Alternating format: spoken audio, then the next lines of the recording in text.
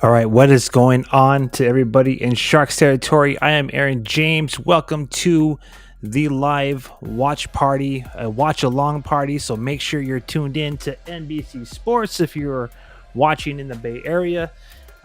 Welcome everybody in Sharks territory, and I guess I might as well welcome some of those who are in the Vegas Golden Knights fan base in case you're catching this stream on YouTube. All right. Let's get rolling, why don't we? It's been kind of a hiccup, not gonna lie, but we're gonna get through this. All right, it's been a challenging start thus far, but it's all good, baby. Sometimes sometimes you have to arrive fashionably late to the party to make an impression. Let me just start off with all the typical stuff. That being, if you want to be a part of this live watch party, if you want to have your take, if you want to have your opinions featured on this live stream, you could do so in two ways. Number one, you could join us on our Facebook page at Shark City Hockey, or you could catch us on our YouTube channel at Shark City Hockey. Drop a comment in the chat section, and we'll talk about this game and react to it in real time together. Disclaimer, obviously, just the way things work on streaming and whatnot.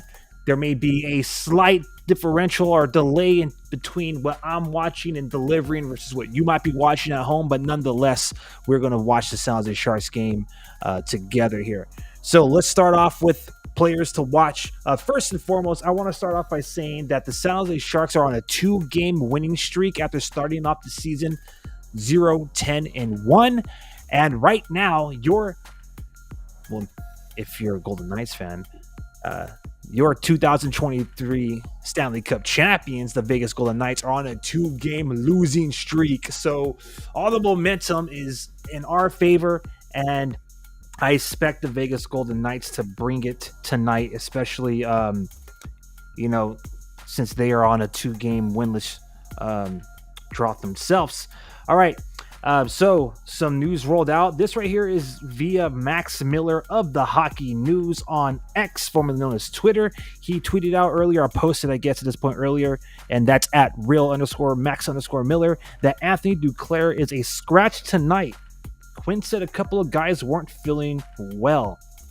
Per Curtis Bashuk on X, David Quinn said earlier the Sharks were dealing with a couple of health issues. So what does that mean? Oscar Lindblom is now back. He was called up earlier from the CUDA a couple days ago, so now he is back in the lineup. So right now, the forwards lines group seems as if it's going to be Willem Eklund, Tomas Hertl, Fabian Zetterlund on that first line, Philip Zadina, Mikhail Granlund, and Luke Kunin on the second line. So kudos to Luke Kunin. He's back in the top 6 role tonight. Oscar Lindblom and Nico Sturm and Kevin LeBanc are going to be on that third line, and Giovanni Smith, Ryan Carpenter, and Mike Hoffman will be holding down that fourth checking line. All right. So players to watch, obviously, Tomas Hertl, he leads us in points. You know what? This is wrong. This is from NHL.com, and how are they going to mess that up? Okay, Tomas Hertl does... Okay. Fabian Zetterlund is the leader in goals with 4 goals, not 2 goals, 4 goals. So NHL.com, get your stats right, okay? I'm not even going to go off of this, but players to watch according to NHL.com is you have, without a doubt, it goes without saying, Willem Karlsson of the Vegas Golden Knights, Pietrangelo, McNabb. Goalie comparison, again, NHL, get your stuff together. Adin Hill is confirmed starter in net. Mackenzie Blackwood is getting the night off. He played last night. Outstanding game against the Edmonton Oilers. So NHL.com is inaccurate here, but nonetheless, Adin Hill will get the start in net. He is 6-1-1 this season, and Kaapo Kähkönen is still looking for his first win in the 2023-2024 season. Let's look up historically how Kaapo does, and let's get rid of this graphic since that's pretty much filling us tonight. Or actually, you know what? We'll put some use to it. So let's look at the comparison for the teams and how they line up. Right now, the San Jose Sharks have the 20th ranked power play in the league, compared to the 11th for the Vegas Golden Knights. The good news is that last night the Sharks were perfect on the penalty kill. They killed the 4 penalties that were that occurred against them, against the Edmonton Oilers. So that's where we got that 72.5 penalty kill percentage for 26th in the league. I mean, these guys are the champs, right? So they are 10th in penalty kill, 83.7%. Face-offs, San Jose Sharks are 3rd in the league by the slimmest margin. 12th for Vegas. So we have a 55.1% face-off win percentage to Vegas's 51.6. Goals for in the game. Obviously, you know, we are, even though we won last night by 3 goals, we are still kind of slightly above that 1 goals for average per game. Let's see if we could get 2 or 3 goals tonight. I don't care how many goals it takes as long as we win, baby. And of course, the goals against were, you know, those 2 games really hurt us where we went back-to-back 10 goals against. So we're last. And then, you know, Adrian Hill, he's a tough goaltender, so it is what it is. Right now, in the last 10 games, the Vegas Golden Knights are 7-2-1, so they're on a 2-game losing streak, while the Sharks are 2-8-0, so we have won 2. Season series, we've only played once thus far. Vegas defeated us in the home opener at the Tank for the San Jose Sharks, and they defeated us at a score of 4-1. Honestly, I feel like the San Jose Sharks were more in that game than what the final score kind of indicates. So we'll see. You know, how this game goes down for the Sharks. All right. Welcome to the live watch party. I am Aaron James, host of Shark City Unfiltered. Thank you to everybody who's going to watch along with us here. Once again, you know, this is more of a watch along party, and, you know, leave a comment in the chat section. Let's, you know, till together, as they say. I am going to provide you right now with Kaapo Kähkönen's stats against Vegas. So just give me a second really quick while I pull that up. And while I have you here, if you're watching on YouTube or Facebook, please give this stream a like. And if you're watching on X, double tap the screen as many times as possible and make it rain hearts. All right, so Kaapo Kähkönen's all-time record against the Golden Knights. He's had 4 games played, and he started every single one of those. He has a 2-2 record. He's faced 123 shots, had 9 goals against. So he has a career goals against average of 2.26, and he has 114 saves. So that means his career save percentage against the Golden Knights is .927. He has 1 shutout. So which Kaapo Kähkönen will we see tonight? Hopefully the one that gives the Sharks a 3rd victory in a row and gives the Vegas Golden Knights their 3rd loss in a row. I am going to now adjust here as we get ready for opening face-off. I'm going to adjust the camera feed really quick.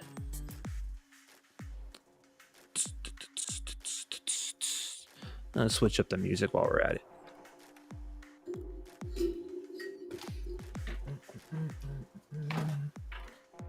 All right, hey, what's up, everyone? Thank you for joining me. I am Aaron James, host of Shark City Unfiltered, the #1 trending live stream in Sharks territory. Right now, we're doing our first watch party of the season. Shark City Hockey will host live watch parties, which is really a watch along. My bad if you couldn't hear me on that one. Watch along party. So one more time for those who didn't hear it the first time. I am Aaron James, host of Shark City Unfiltered, the #1 live stream in Sharks territory, and we are doing our first watch party. All right, so make sure you have it on the NBC Sports for all of us Bay Area fans. And we're going to do a watch along party here. The watch parties for Shark City Hockey are going to take place every away game. Okay, so as much as I possibly can, of course, because, you know, I also do have a full-time gig, right? But we'll be getting together today and Sunday afternoon when we play the Ducks for sure. So one more time, in case you missed it, this right here is a live watch along party. If you want to take part in, you know, sharing your take and react to the action, you could do so by dropping a comment in the comment section or in the chat section, and let's tilt together and let's cheer on our San Jose Sharks, hopefully to win their third game in a row and give Vegas their third L in a row. All right.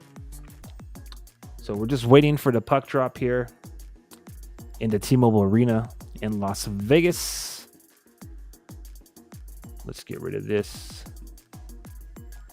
It's not unfiltered today. Today we are doing live. All right. So if you missed it at the top of the program, Anthony Duclair is a scratch tonight. There's a couple of players are under the weather. So already it's kind of getting a little scurry, getting a little concerned. But, I have faith in these guys. My bad. Let me calibrate my camera.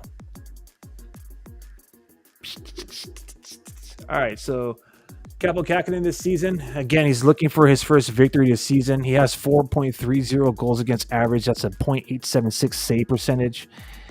Not looking too sexy for Kaapo Kähkönen, but let's hope that, big Kaapo Kähkönen gets his first dub against Aiden freaking Hill. 6-1-1, 1.97 goals against average, .934 save percentage, and a shutout this season. One more time, if you missed it at the top of the program, the Sharks are going with Eklund, Hurdle, Zetterlund on the first line. JD, a.k.a. Daddy Demirs, on the NBC Sports broadcast, the pregame show, has dubbed a new nickname for William Eklund. I'm all for it, calling him Swaggy Eklund. I'm all for that. So if you're in the comment section, just type Swaggy Eklund. Matter of fact, let me chat that up too. Okay, so who do you think's going to score the first goal tonight, people? Well, first and foremost, who do you got? If you got the San Jose Sharks, type in SJ. If you got the Vegas Golden Knights, type VGK. All right, so who do you got? Hopefully y'all got SJ. Type SJ for Sharks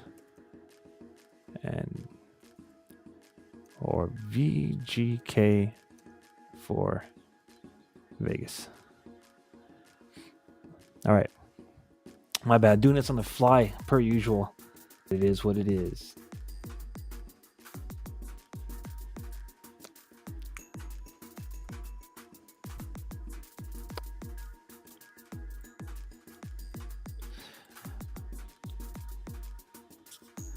All right, so Oscar Lindblom is going to get back in the lineup, his first NHL game of the season. He was sent down to the CUDA.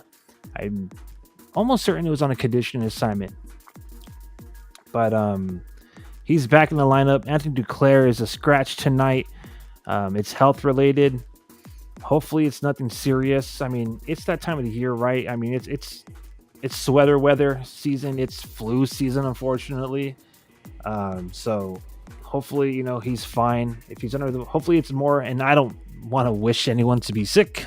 Hopefully, he comes full recovery, full health for Sunday's game against the Ducks. But, it's just that time of year. You know what I'm saying?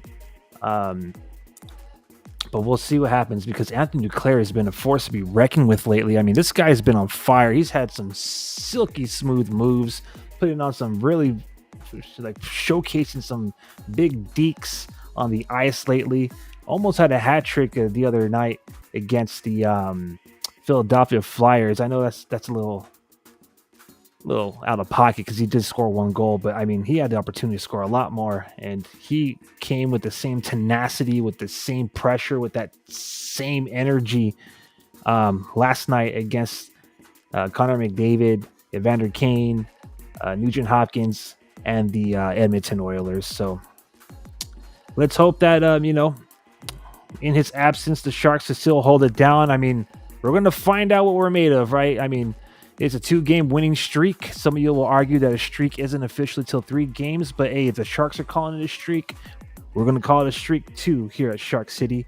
The starters for the starting lineup tonight, this right here is per Max Miller of the Hockey News on X at @real_Max_Miller. The starting line is going to be Eklund, Hurdle, Zetterlund, Okhotichuk and Jan Ruda. So Nikolai Okhotichuk, who got his first goal, point of the season on, I believe it was Adina's goal, but he got an apple last night. So we'll see what it is. Per Shang Ping, the defensive lineup here is going to be Mario Ferraro and Kalen Addison again. Addison is the new Shark in San Jose. He was just acquired just a couple nights ago, the same day he was traded for. We gave up Adam Raska in the 2026 fifth round draft pick for Kalen Addison, defenseman, to the Minnesota Wild. That same day he was traded, he arrived in San Jose that night, and he played in the first game the following day, less than 24 hours later, against the Edmonton Oilers. He had himself 4 shot attempts, 2 which hit the net, and he quarterbacked that power play. So we'll see what we can do. His second game in, definitely all eyes are going to be on him as he immediately made it to the starting lineup of the game. Or you starting lineup of the San Jose Sharks, my bad. So that leaves Vlasic and Burrows on that second line again, and Nikita Okhotichuk and Jan Ruda are going to be that third line. All right. And in case you missed it, one more time, forward lines: Eklund, Hurdle, Zetterlin, Zadina, Granlund, Cunnin. Anthony declares a healthy scratch because he's something going on with his health there. Oscar Lindblom, Nico Sturm, Kevin LeBanc on the third line, Giovanni Smith, Ryan Carpenter, and Mike Hoffman on that fourth. If you just joined us, if you're popping in, let me know where you're watching. Let me know if you're on Facebook. Let me know if you're on YouTube. And comment where you're watching from. All right, let me know if you're watching from Vegas, if you're somewhere in Nevada. Let me know if you're watching from the Bay Area, somewhere in Cali.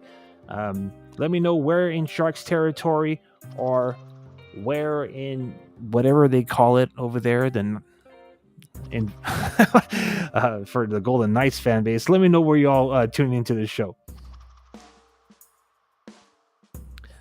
And one more time, let me know who you got.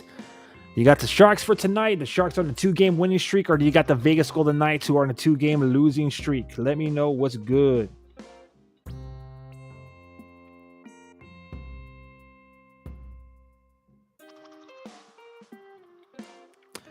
Pardon the pause as I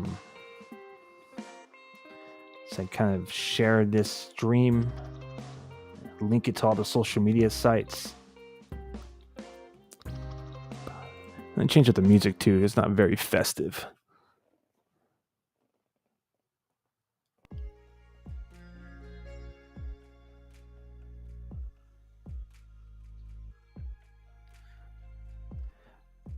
All right, so just so you know what you're getting yourself into, I'm not going to provide play-by-play. That's not my style. That's what Randy Hahn and Dan Ruzanowski do. You know what I mean? I'm not trying to step on anyone's toes here. Tune in to both the video or the audio stream from the San Jose Sharks. This is more of a watch-along party. We had some fun last time. We had some people from all over kind of chime in all over the world. We have Sheila from Facebook. I'm not too sure what she's trying to say. Maybe she's laughing at me. I don't know. But welcome to the stream. This is David Quinn's 5th season as NHL head coach. And he just coached what was it 300 or 200 games not too long ago? I think it was 300. Anyways, but he's looking for win number 3 in the season, which will be the 3rd in a row. And the Vegas Golden Knights are looking to break a 3-game losing streak. So our 2-game losing streak. Let's hope it's 3. All right, so the puck's about to drop right now. Let's go. Oh yeah, I like the entry already. Oh, Hurdle looking for that middle feed, but Zetterlund wasn't quite there yet. He did that last night against Edmonton, baby. I'm loving the play in the trapezoid by Tomas Hurdle as of late. I'm telling you guys, I think that the Sharks are going to pull this one off. I really do.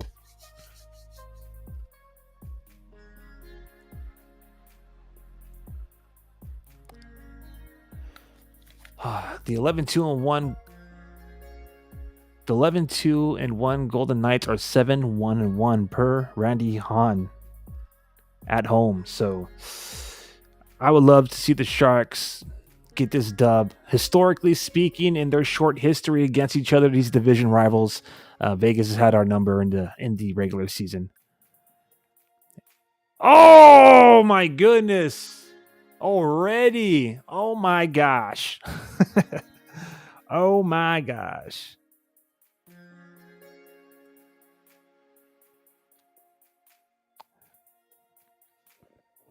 Ah. That was nasty. You know what? I seen Capo Kakinen leave that side of the net just wide open. He had his skate like on the side outside of the post. That just makes zero sense. He left that freaking wide open. Easy wraparound. You could have made that wraparound goal if you're playing Bantam League. No disrespect, Capo Kakinen, but how are you going to get the heel of your skate like outside of the net of the post? Anyways, all it takes was 2 shots to freaking get a 1-0 lead. So here we go. The Sharks going to freaking climb up a hill already to start this game. I'm going to just say it right now. I would hate it to be this team to like take the Sharks off that high, off that buzz of winning 2 games in a row. We're looking for a jackpot here. We're looking for win, win, win in Vegas. So let's see what we can do.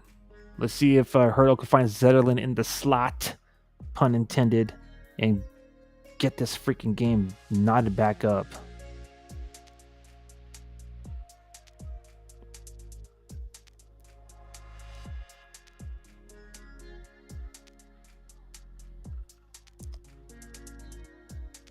My bad for the pause. Again, just sharing this on Facebook groups now.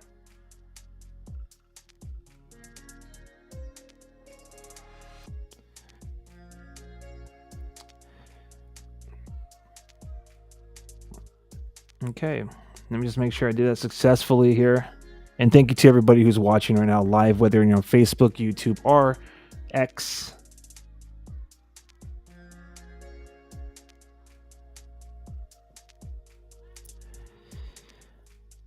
So my bad. I totally forgot. Dropped it on this one. So that was Pietrangelo with that goal. I mean, of course it was, right?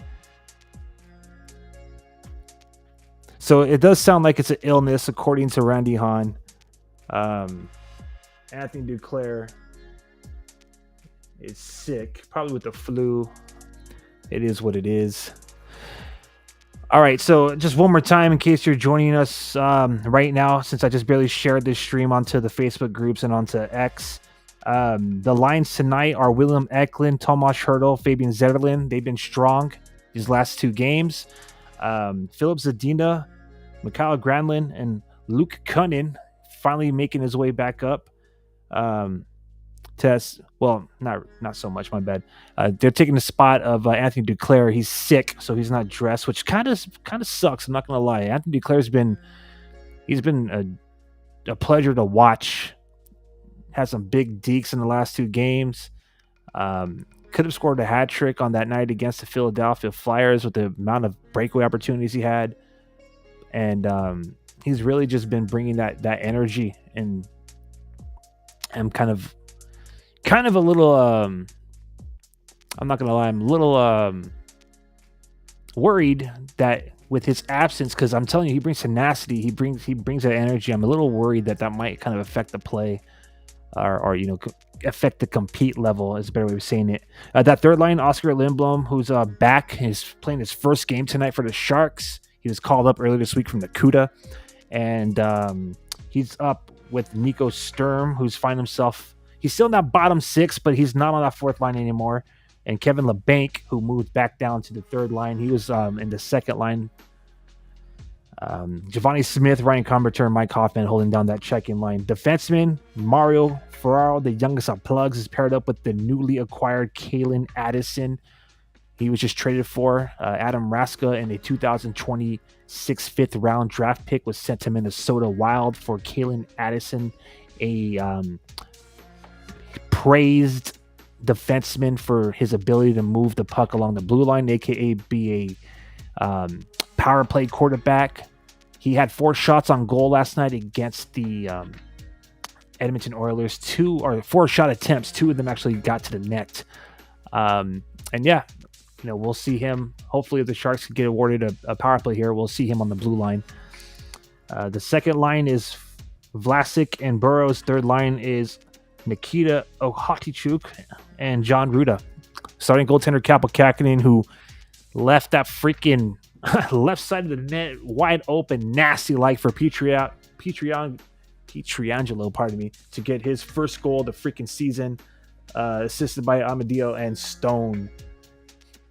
1 minute into the game. Oh my gosh. Right now, Sharks still looking for the first shot, almost 5 minutes into the game. Vegas is on a 2-game losing streak. Sharks are on a 2-game winning streak. We still got 55 more minutes of hockey left, so let's not count our boys out just yet. We got a comment on YouTube. We got someone saying hi. What's up, Mr. Hazmat? What's up? Thank you for joining me here. I am Aaron James, host of Shark City Unfiltered, the #1 trending live stream in Sharks territory. And right now, you're enjoying the only live stream watch party going down amongst Sharks fans in Sharks territory. Let me know who you guys got for this game. Obviously, it's 1-0 right now for the Knights, but let me know who you got. If you got San Jose or if you got Vegas Golden Knights. If you got San Jose, type SJ into the comment section. And if you got Vegas Golden Knights, go ahead and type VGK for the Vegas Golden Knights. Let me know who you got. Oh, how dare you! Mr. Hazmat seems to be raining from the Vegas area. Go Knights, go. Oh, my goodness gracious. Well, welcome aboard.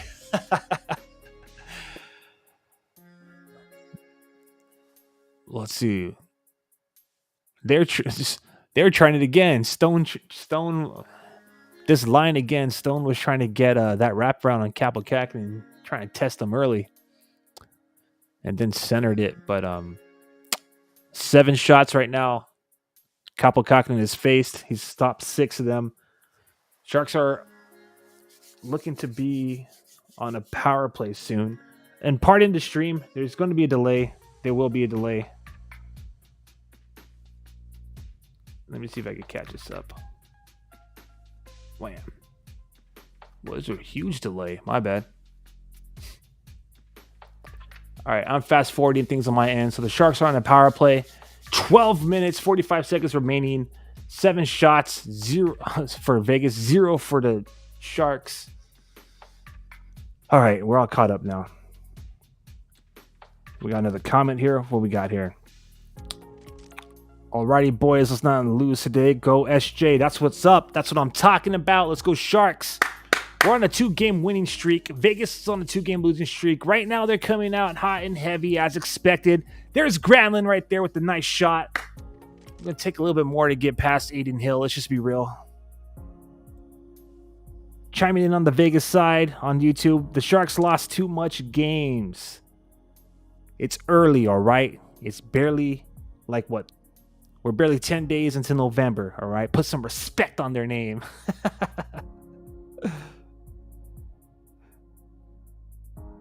All right.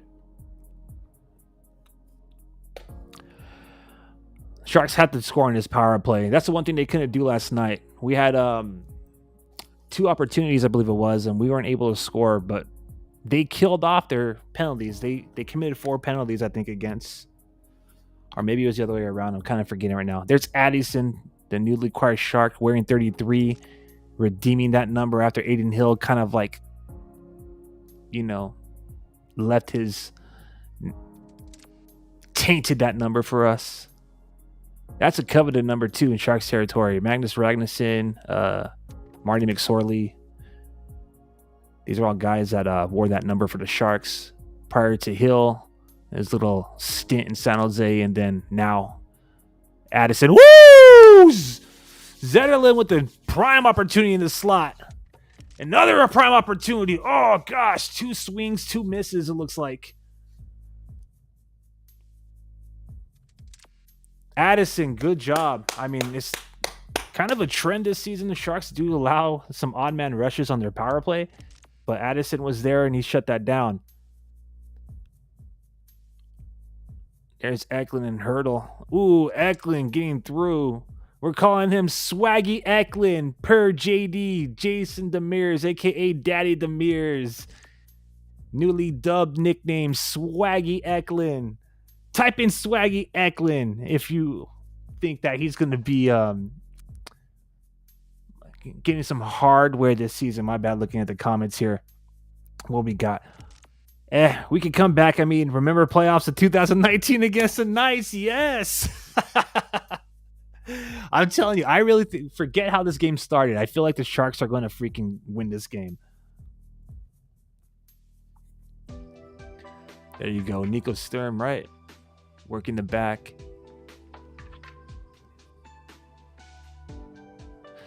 All right, Sharks, let's do this. Let's get this.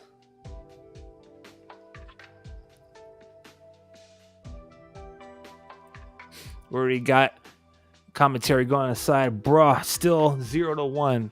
Hey, we still got 50 minutes of hockey, all right? Assuming we don't go to extra time, overtime. If we go to shootout, I wish we had Tomas Bartolo with us today. I wish we had Tomas Bartolo, but it is what it is.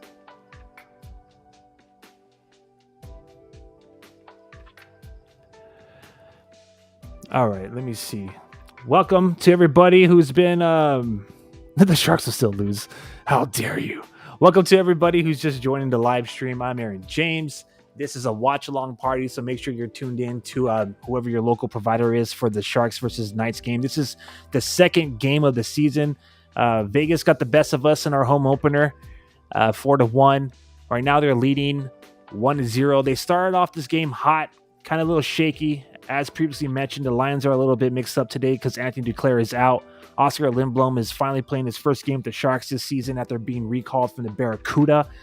We're going to try to see what the Sharks can do. Kaapo Kähkönen left a nasty wide open net. Nice hit by Carpenter. Ooh, the puck is definitely bouncing Vegas' way. But we're able to get that zone clear. Again, this is more of a watch-along party. I'm not going to do play-by-play because that makes no sense. That's what we got Randy Hunt and Dan Ruzanowski for. So make sure you're either tuned into the Sharks audio network or onto for the local Bay Area stream, NBC, and we'll watch along together. And of course, drop your takes and comments in the chat section. Another Sharks fan replies, "Whatever you say, Buster, you may never know. It ain't over until it's over, all right? I've lived by that motto. It ain't over till it's over." And as they said on YouTube, the Hockey Goal Horns live on YouTube, remember 2019. I'll be real with you. I'm not much of one to really like always clap back at that, but oh gosh, you gotta be kidding me. 2-0. You've got to be kidding me, boys. Well. Would you look at that? He says, "I'm sure the Golden Knights will win. They won the Stanley Cup." And one more. Yes, they scored.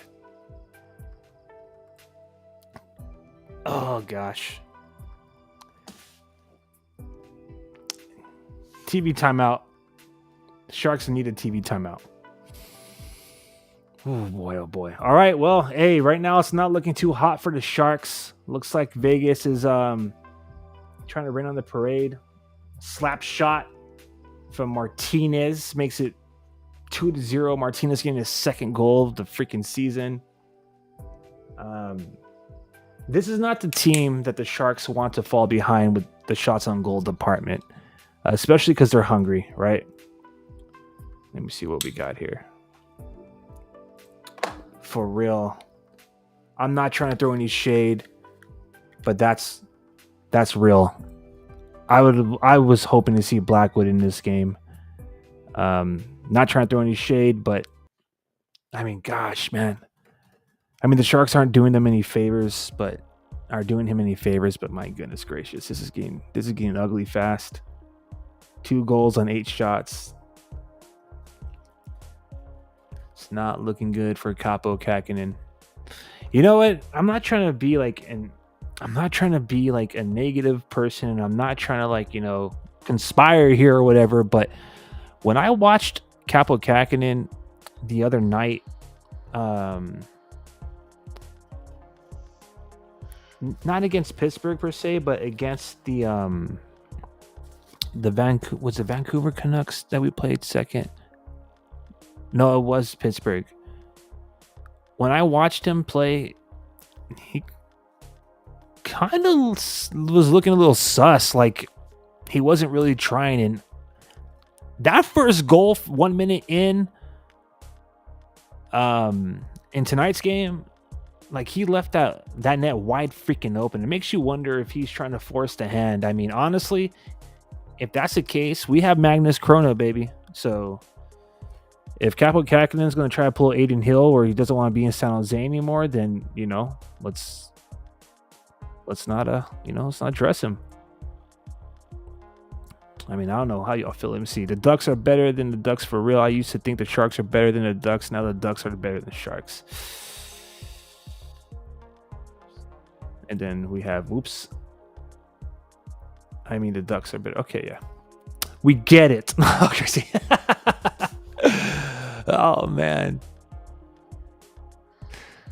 Golden Knights have 22 returning players on their opening night roster, the most by a defending Stanley Cup champion in NHL history. So you're looking at essentially the same team that raised that cup with each other. There was kind of some clapback and some clowning on them for like having some of the guys that weren't even a part of the team, like part of the banner raising ceremony. Who cares?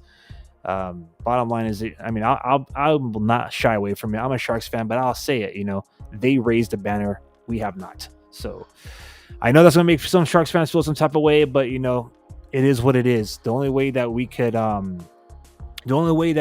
improve ourselves as a club and as a fan base is accept the reality and then try to, move on and get our first one. So let's see what we can do here.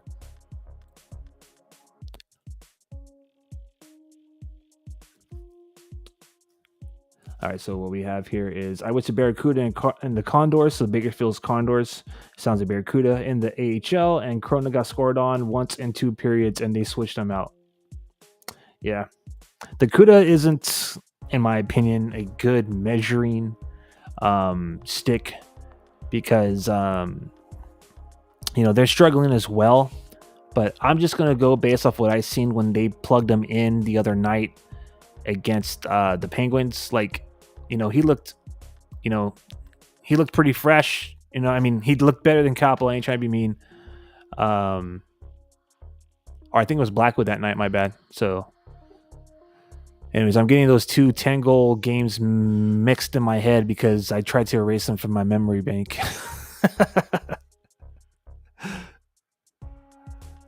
All right, come on, baby. Let me know who you think is going to score the first goal. Who will score the first goal for the San Jose Sharks? Because we need one now. So type it in. Type it in the chat section right now. Who's going to score the first goal for the San Jose Sharks? Who's going to cut this lead in half? Who's going to, get us back in the freaking game?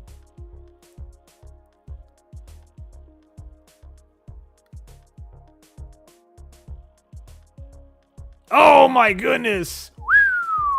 See, okay, right there on those 2 shot attempts, Kaapo Kähkönen made the save because he had good positioning, unlike the first goal against. But the problem is, and just right now, he's losing track of the puck. He does not see where the puck's at, so this is kind of getting a little worrisome here.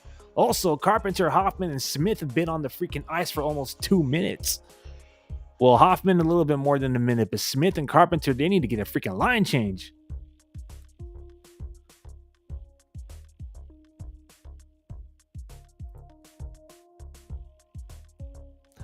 He's all right. Got another comment. At this point, if the Sharks lose, I just hope it won't be by 10+.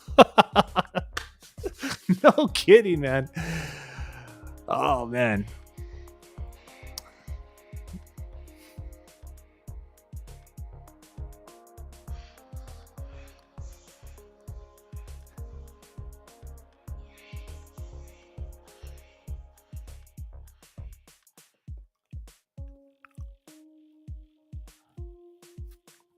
Oh yeah, we need that TV timeout. Definitely. I don't know if we're gonna get it. Nope. Oh yeah, we're gonna get it. TV timeout. Thank goodness, man. These Sharks are they're struggling tonight. They're struggling. I mean, hey, we played last night, all right, and we expanded ourselves. These guys might be a little banged up. I mean, they blocked 35 freaking shots. So they almost performed as well as Blackwood last night. The team blocked 35 shots. Blackwood saved 39, I believe. So, the Sharks are a little banged up. Not trying to make excuses, just trying to put things in perspective here. Obviously, Vegas is hungrier. They don't intend on losing to, the Sharks. They don't intend on losing 3 games. But I don't think the Sharks want to, I don't think they want to lose, period. But I'm almost certain that they ain't trying to lose by a huge margin again. So let's hope that, things can change. Let's hope that these guys get settled down. I said this on the last episode of Unfiltered. We actually did a live stream prior to this game, recapping and reflecting on the last night's game against the Edmonton Oilers. But those lines are starting to gel. That first line, Eklund, Zetterlund, and Hertl. I mean, that's pretty much a lock for the first line, I think, for the rest of the season, unless something happens or someone else starts to improve their game. But Duclair, LeBanc, and was it Sturm? I forgot. But anyways, Duclair was, he was bringing that heat.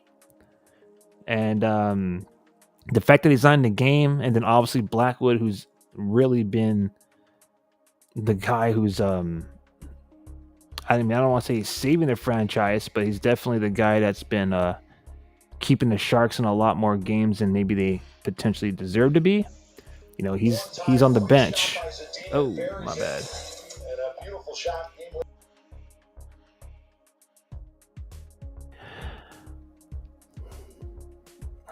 Got Mr. Hazmat again chiming in from Vegas over here. The Sharks never won the Stanley Cup. The closest they can get was from 2016. Yeah, I feel some type of way about that final series too, but I won't share it because I don't want people, we're trying to focus in on this game right now. But yeah, that was tough. I'm not going to lie. That was tough. We'll get there again, though. I ain't concerned about that. Mike Grier, he's building us that team. We just got to be a little patient.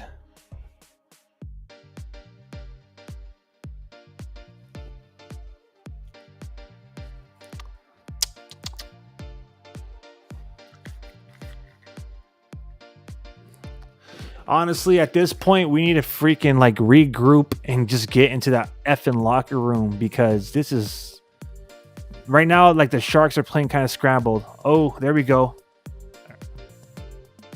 Oh, Hertl off the freaking post. Oh, Hertl with the beautiful check in center ice. Woo! That's what I'm talking about, baby. Hertl has been making his presence felt.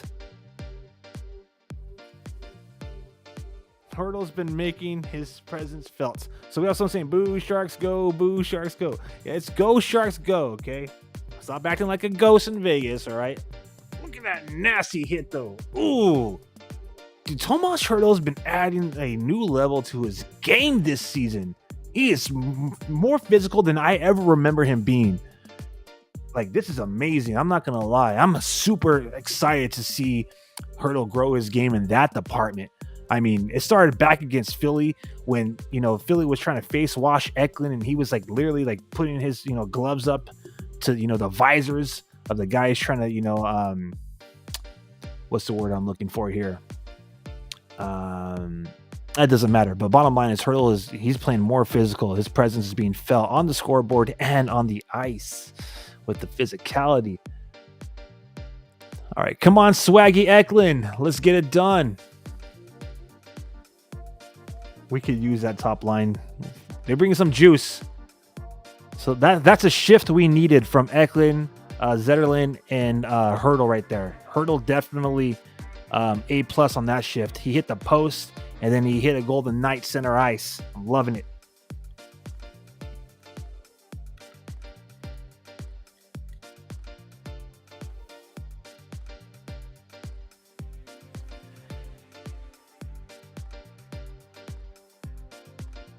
So Lindblom, Nico Sturm, and Kevin LeBanc is a pretty fresh line for the Sharks. So again, like I was saying, the last 2 games, it looks like we're building chemistry. We obviously have a mix. We have to mix things up because Duclair isn't here.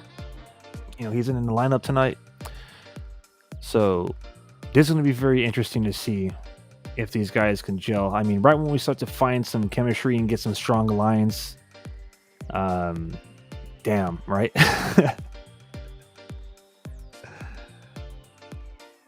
We got a comment already. Hurdle is the best Shark so far. I'm going to say yes, but I want to throw in some honorable mentions. William Eklund. You see the way he stripped the puck from Connor McDavid last night? I'm also going to put in Fabian Zetterlund. Eklund and Zetterlund, that combo is something that I am looking forward to seeing develop throughout the season. Woo! Nice shot on goal. I'm going to throw Anthony Duclair. He didn't show up early, but he's been showing up and showing out the past couple of games. Unfortunately, he's not in there tonight. To answer the question of what happened to Couture, well, he got, I believe, married, and then he had a baby, his first child, on the off season, and then right when training camp opened, it be like literally after media day. Like, I think he did the photo shoot and did a recording for the Flatliners music video, Between Our Teeth. That's a pretty dope song. I love it. Made specifically for the San Jose Sharks. All of a sudden, he was out with the lower body injury with no indication of when he'll return. I think it literally was reported as indefinitely. Now, I know that sounds a little absurd, but I don't know what's going on with Logan Couture, the captain. All I know is that he has a history of lower body injuries, messed up his ankle a couple of seasons ago, did that a couple of seasons prior to that during the practice. So I just hope it's nothing like re-aggravated. The reports are, it just kind of gradually started to like the discomfort and whatever he got going on, that lower body just gradually was building up. I was jokingly saying, maybe he's on paternity leave, but I really don't know what's going on with our captain. That's why I'm super excited about Hurdle stepping it up lately, because the one thing that the Sharks definitely have been lacking those first 11 games was a leadership presence, and Hurdle is definitely starting to show why he's an alternate captain. Some more honorable mentions while I'm at it. Kyle Burrows, I love his physicality. That guy's more often than not laying guys on the ice. And Kevin LeBanc, for a quick moment there, was super fresh. Maybe slowed down a little bit lately. And then Philip Zadina, he started off hot, slowed down a little bit, but he found the back of the net last night as well. So those are my honorable mentions. But yes, by far, Tomas Hertl is the best Shark on the roster.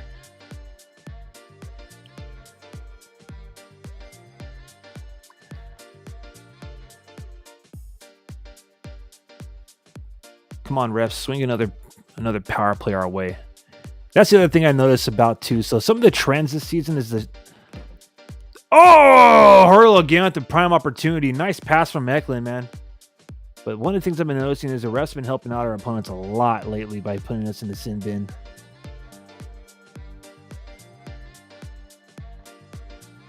We're testing Aiden Hill.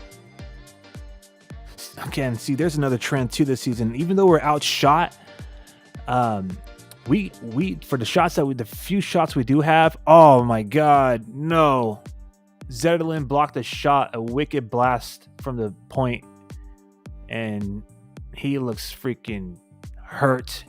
He's literally on a knee. He can't even hop over the bench. He's so hurt. All right, we more than ever need to get in that locker room right now and regroup.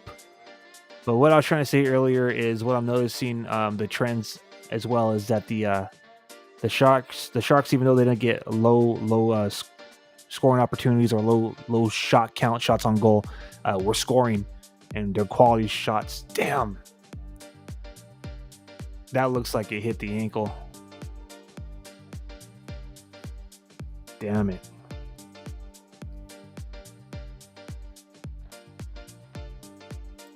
We got a comment right here. I love the back and forth going on right now on YouTube between Sharks Territory and Vegas Golden Knight fans. Keep it up, guys. Keep it civil, of course, all right? I love Steven Lorentz, and even got to meet him in LA, but the trade for Duclair was worth it. Absolutely.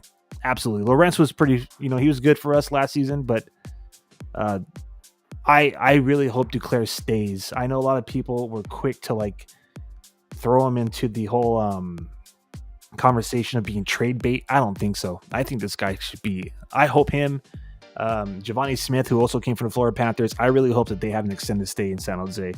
A lot of these guys here, though, they are having expired contracts at the end of the season, so they're literally playing for a job. And after that, Mike Grier kind of like rallied them up, put a fire underneath, their skates, so to speak. A lot of them are now showing up. So let's see. The Golden Knights are better because the Sharks are slow. They can't even take a step. Well, the old adage is speed kills, right? But listen, if you look at those 6 shots, they are in prime real estate in that slot. So, we'll see how much longer Adin Hill could, hold it up. I mean, that's a tough goaltender to score against, right? He's like 6'6". So it's like, just standing up, he covers most of the net, but I'm pretty sure we'll find a way to get one past him. All right, so it's intermission right now. Let's look at the stats. The San Jose Sharks are trailing in the shot department, 7 shots to 16. The Vegas Golden Knights found the net often and early. 1 minute in, freaking Pietrangelo got a goal from a wraparound opportunity. And about 10 minutes after that, Martinez gets a second of the year with a slap shot. Right now, the Sharks are owning the face-off circle, so hopefully that will start to, be beneficial to us down the line.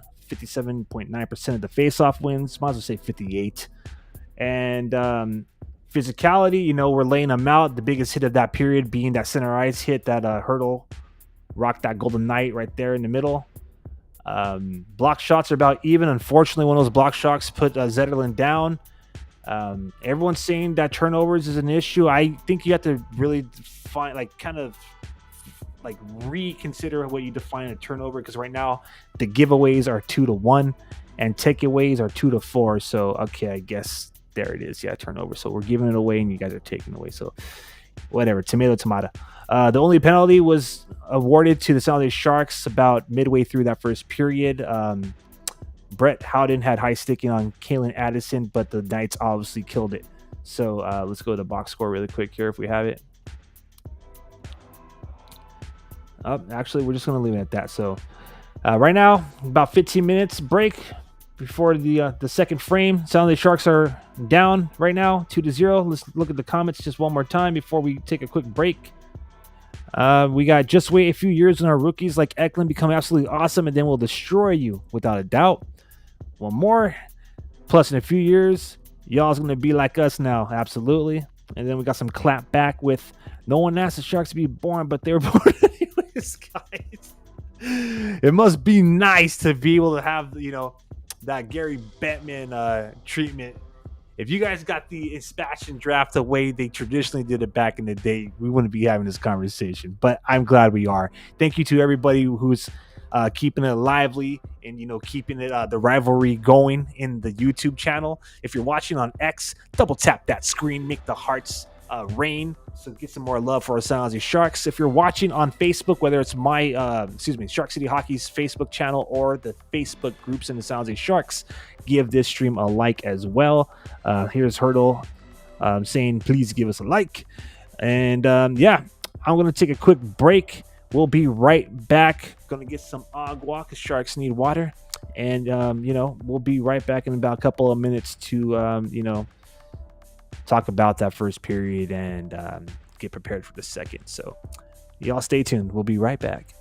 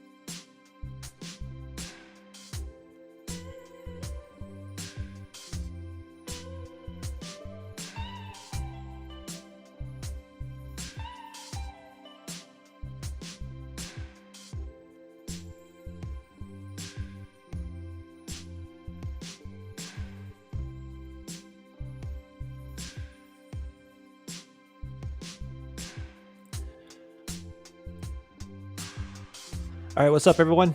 Thank you for chilling and staying tuned as I warmed up some food for my puppy here, SJ Barkey, Sebastian James Barkey, and yeah, looks like the San Jose Sharks are going to have a mountain to climb. Vegas already got that insurance goal. They're leading 2-0.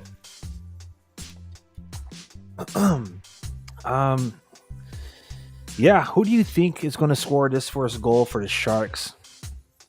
If you think it's going to be Swaggy Eklund, type Swaggy Eklund. Right now, until he went down, it looked like Zetterlund had the best opportunities, and obviously Tomas Hertl with that shot off the post. So this easily could have been a 2-1 game. But you can't be talking about games like, oh, if we would have this and if we would have that, it'd be different, right? Reality situation is Kaapo Kähkönen is I'm not trying to come down on this goaltender because I play goalie myself, so I know it's tough, but that first goal was sus. That's all I'm gonna say. That first goal was super sus. He had the back of his skate literally outside of the net, like on the left post. So his left, right? So his left side of the net, his skate was outside, hugging the post on the outside, which is another way of saying, like, the blue paint in the crease and that freaking right side of the net was wide open. I mean, Pietrangelo just walked it in. So, oh man, sometimes I wonder if he's trying. I mean, I feel for him. I really do, especially considering that up until Colorado, that second game of the season, it almost felt like Kaapo Kähkönen was the undisputed starter in net. Especially with the way the preseason went down, he looked pretty strong. Now I know that's just exhibition, right? But still, it seems as if after Blackwood came out strong with that 51 save performance in Game 2 of the season, it's just been all downhill for Kaapo Kähkönen, who's, again, it's his 5th game of the year. He's still looking for win number 1, and I'm gonna keep rooting him on because he had a strong game not too long ago. But man, this is getting tough. Especially for Sharks territory. I mean, especially when Blackwood is playing the way he's playing. This is tough. I kind of feel for him. If you're watching the Barracuda game,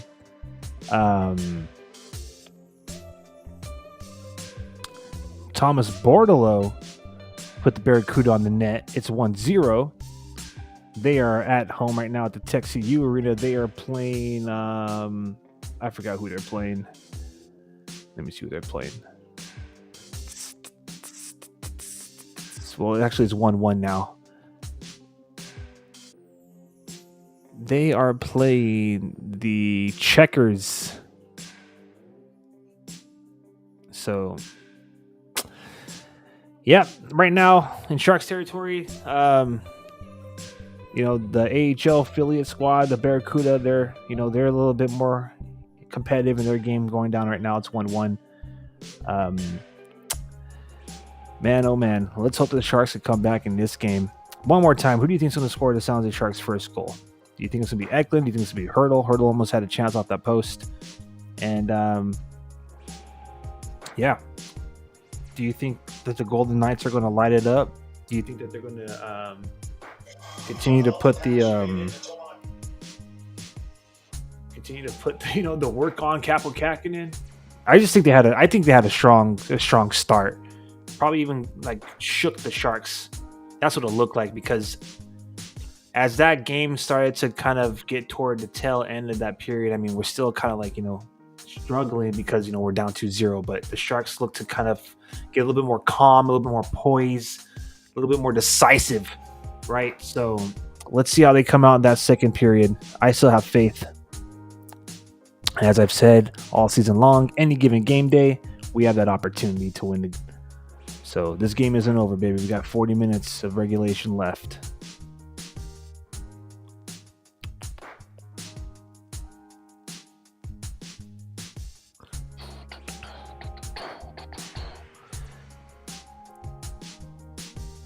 Man, oh man, my bad. Just reflecting on what the high was the last 2 games. It is what it is. So let's just go over it one more time while we're here. Penalties. We'll start with the penalties. So right now, the Vegas Golden Knights are the only ones to have take a trip to the sin bin, appropriately so. Let me change this music up here. Kind of killing me. Pardon the expression.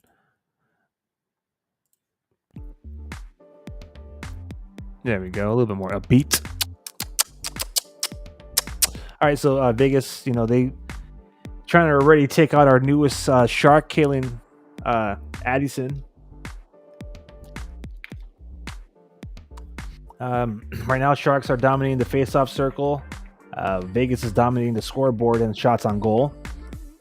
Power play opportunity, the Sharks weren't able to capitalize on it, which is why it's still 2-0. Block shots, Vegas is putting the body in the way. We have 4 block shots, and unfortunately one of those took out Zetterlund. We'll see if he returns in the second period. I really hope he does. He didn't go to the locker room, so that might be a good sign. He just kind of was like, standing right there with the equipment managers and the medical staff, just kind of like going through it, right? So hopefully that's a good sign. Hits, the Sharks are leading the hit department, and Tomas Hertl put a nasty lick on. Let's see if I can find out who that was. Pardon me. Let's see. Let's go to play-by-play. All this is coming courtesy of NHL.com. So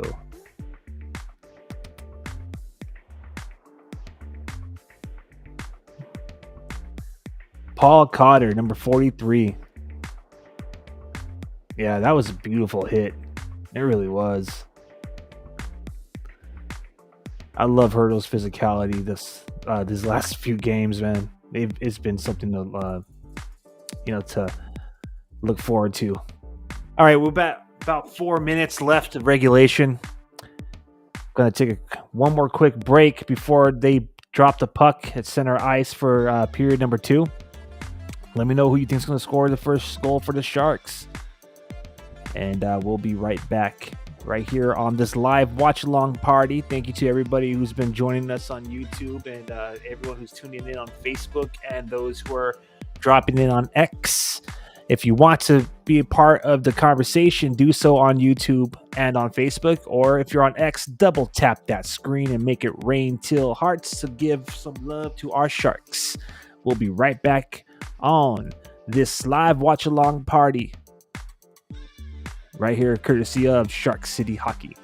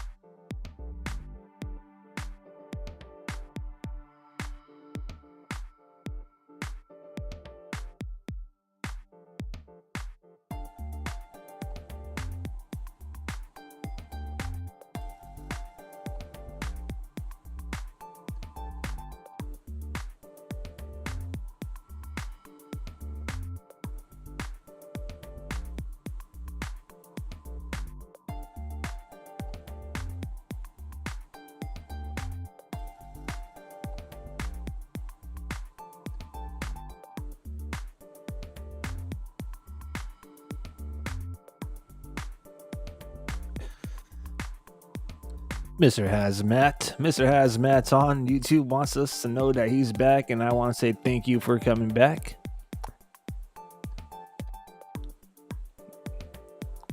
I want to show a little. I'm gonna be a little out of pocket here and show some love to those who are Vegas Golden Knights fans. I am one of the rare San Jose Sharks fans that I appreciate the rivalry, but I don't take it as far as to be sour about it. It must be a thrilling experience for a city that, for the longest time, wasn't even allowed to have a professional sports club, to see, their first ever one be so successful. So, congratulations, really, on what will probably be your only Stanley Cup ever. But you got one more than us, so I can't hate. It is what it is. Um, so the puck's about to drop in like less than 40 seconds here. I hope that the Sharks can start the game the same way the Knights did. Let me adjust my camera here. Get ready for the second period. Adjust the camera, the microphone. Let me recalibrate.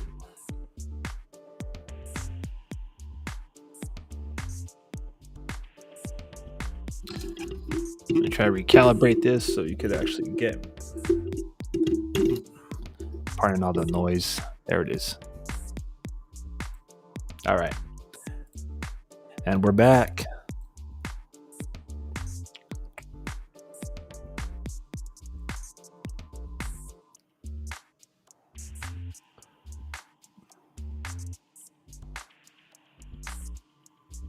Just adjusting everything, pardon me.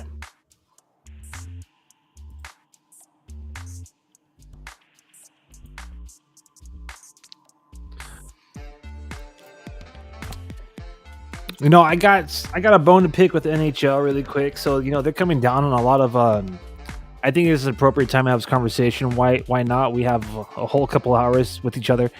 But they've been kind of like cracking down and coming down on some of like the gambling.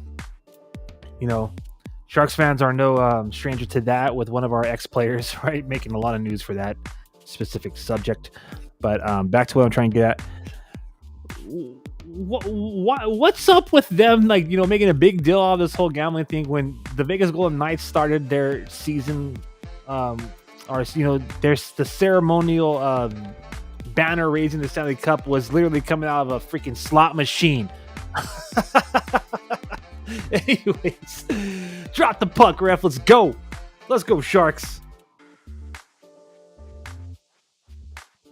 Let me see how I want to do it. Do I want to do it like this?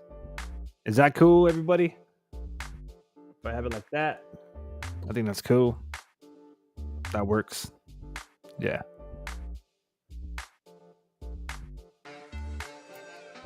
Boom.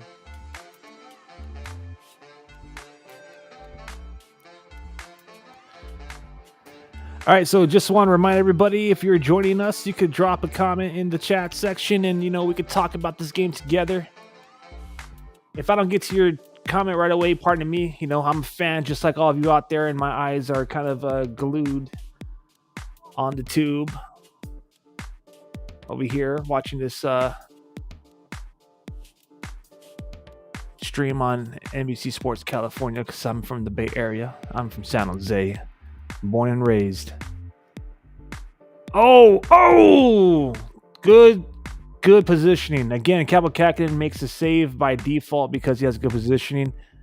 Who is that? Nikita Okhotiuk is laying the body, baby. I love it.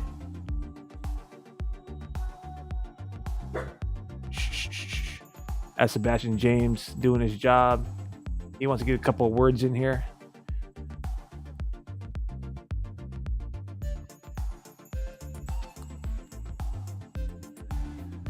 Got a question, genuine question here. Who would you support if you were not a Sharks fan? What hockey team would you support, the Kings or the Stars? That's a tough question. I've never really pondered that. Not the Stars, that's for sure, but that's because I'm a Sharks fan. Not the Kings, but again, that's because I'm a Sharks fan. Woo! Sedina barely missed that top shelf, baby. All right, the Sharks are answering here. Let's go. Blast from the blue line. I love it. That's a really tough question for me because honestly, it was going to a Sharks game that forever changed my life. I'll be 100 with you.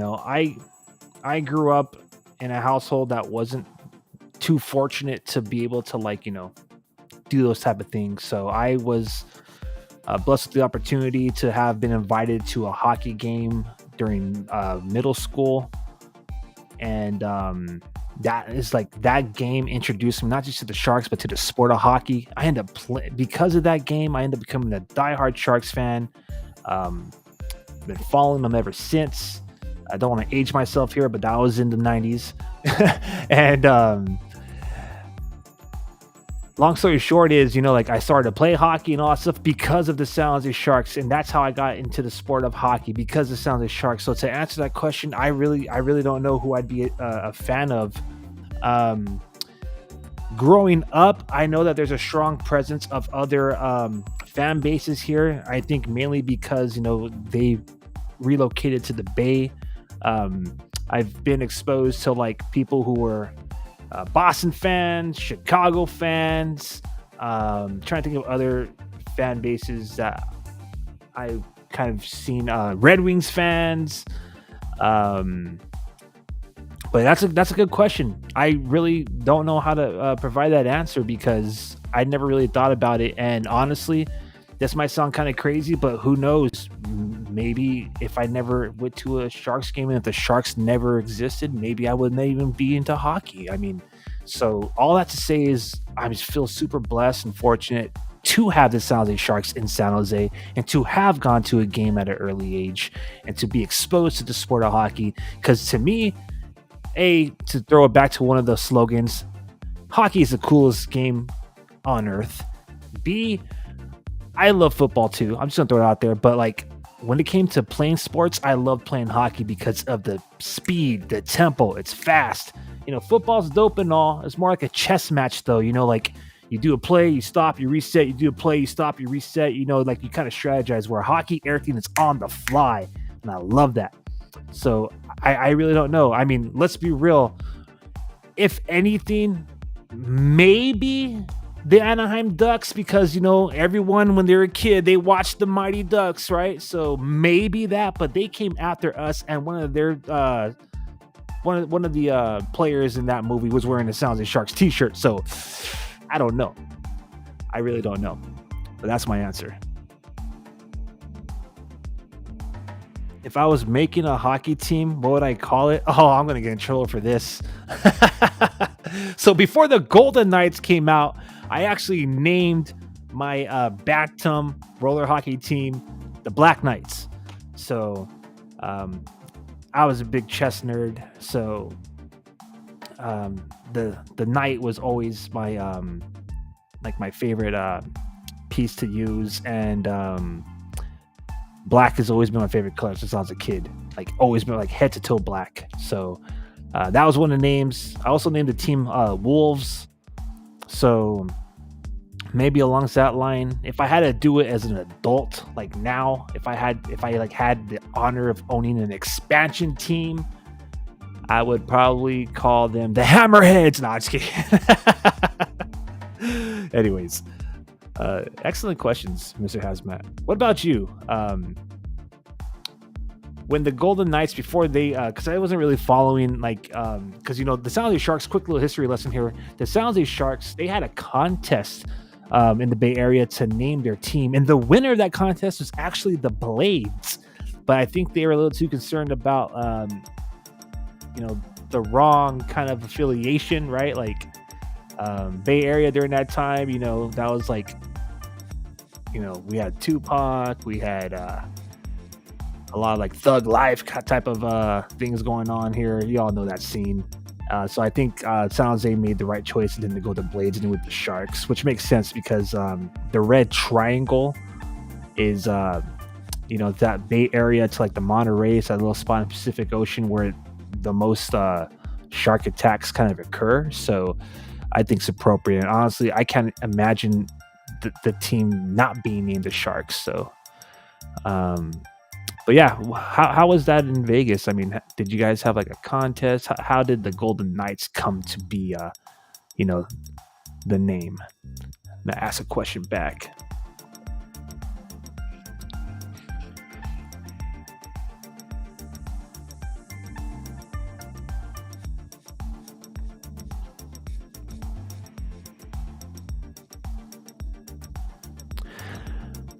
All right.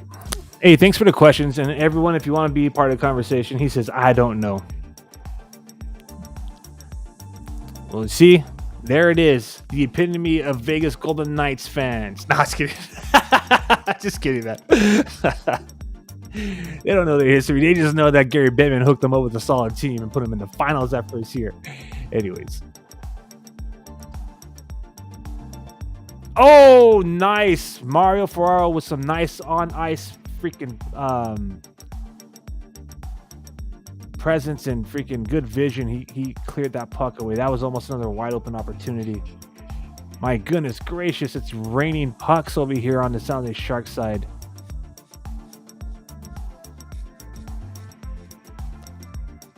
Oh, come on. That's got to be goaltender interference, man. Get him out of the crease.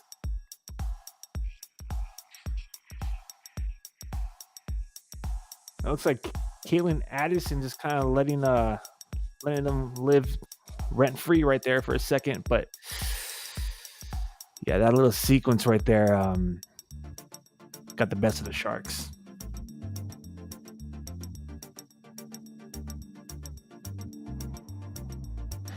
I'm reading your comment, but I'm not going to say it because I don't have the bandwidth right now to decipher what that might mean. That's hilarious. That's hilarious. No, nice try, though. I deciphered it.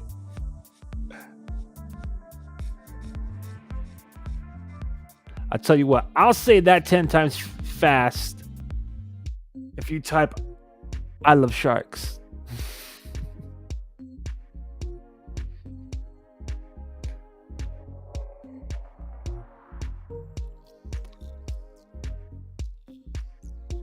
Oh, actually, I actually have an answer to that. So I can't believe it. It just popped in my mind. If I was to name a hockey team, because this has been one of my favorite, it's actually been a nickname of mine. Actually, maybe I shouldn't have shared this. But if San Jose didn't have a team and I had to give it a name, this is the one I chose as adult. It would be the San Jose Stallions. Boom, staple, bam, stamped it. Triple stamp, no erases. All right. San Jose Stallions. Oh, challenge accepted. He typed, I love Sharks. All right. I speak myself. There. Happy?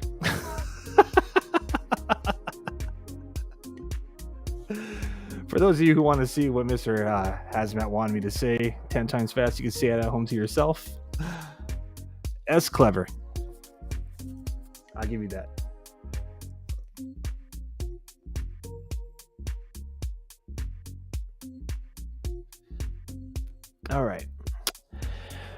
All right, everyone.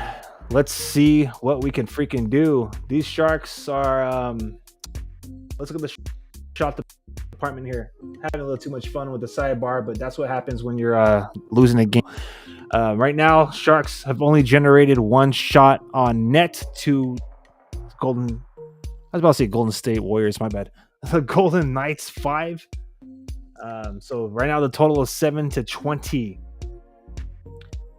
Again, I think the Sharks had the better quality chances, and unfortunately, those first 2 goals in that first frame just got the best of Kaapo Kähkönen.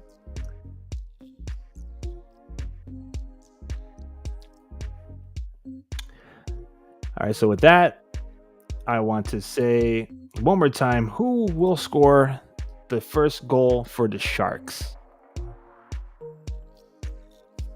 Oh, do we have an update on Zetterlund? You know, I should probably get back to checking that out really quick. My fault.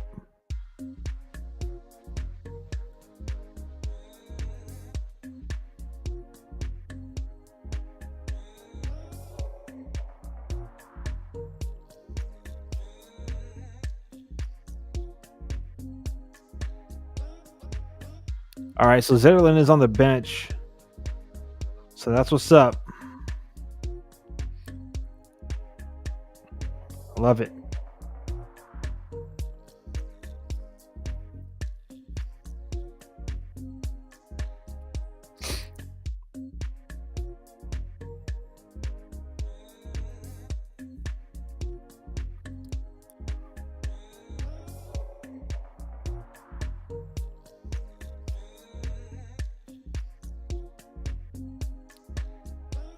All right, my bad. I'm just keeping up on the latest here. Not too much really for San Jose Sharks fans. We're about to be halfway through this game and we haven't scored yet. So, whew. I mean, the good news is we're keeping Vegas off a scoreboard too, right? Oh man.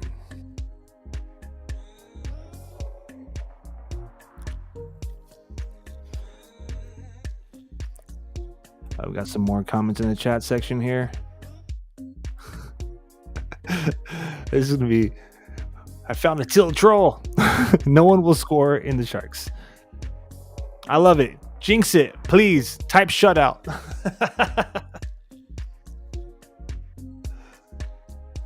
By the way, while you all are watching, I don't know if you're watching on Facebook or if you're watching on YouTube or if you're watching on X. If you're watching on X, double tap that screen, make it rain hearts. Let's get the San Jose Sharks all the love we can. If you are watching on YouTube, like and subscribe, please. That'll be amazing. And if you're watching in the Facebook groups, join the chat section. Drop your comment in the chat section. Let's root these guys on. They can use our help.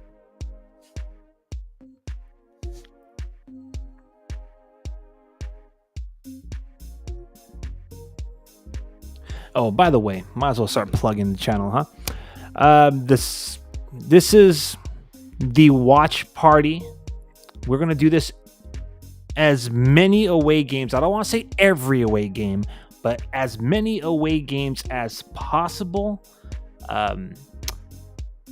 Like most of you out there, work for a living, right? So should the schedule permit, I will be live doing this watch along party on YouTube, Facebook, and on X for the away games. Obviously, I have a ticket to every home game, so more than likely after every home game, as soon as I get back to the pad, might do a live stream, considering doing it the next day now, because let's just be real, Sharks usually play the last game in the league every night because, you know, over here on the West Coast, and 10 or 11:30 midnight live stream probably isn't what most people will be up for, but nonetheless, we'll definitely get together following the games at home, if not the very next day or night. But while we're on the road, I will be doing these watch along parties and, doing real time reaction and then having conversations with everybody who's dropping in. We got another comment here. Let's see what we got. The Sharks at least need one tiny score and the Golden Knights need 10 scores. I bet there's people salivating every time they see the Sharks on our roster, hoping to see their team do what the Canucks and what the Penguins did. I think that's the only time you're ever going to see that this season. So if you are on Vancouver, we get to play them 2 more times this month. Don't expect the same outcome. And as far as like everybody else, I just, you know what? Sidney Crosby is a whole different animal, a whole different creature. Watching him play live was something else. As a matter of fact, watching Connor McDavid play live was a little disappointing, but in a good way.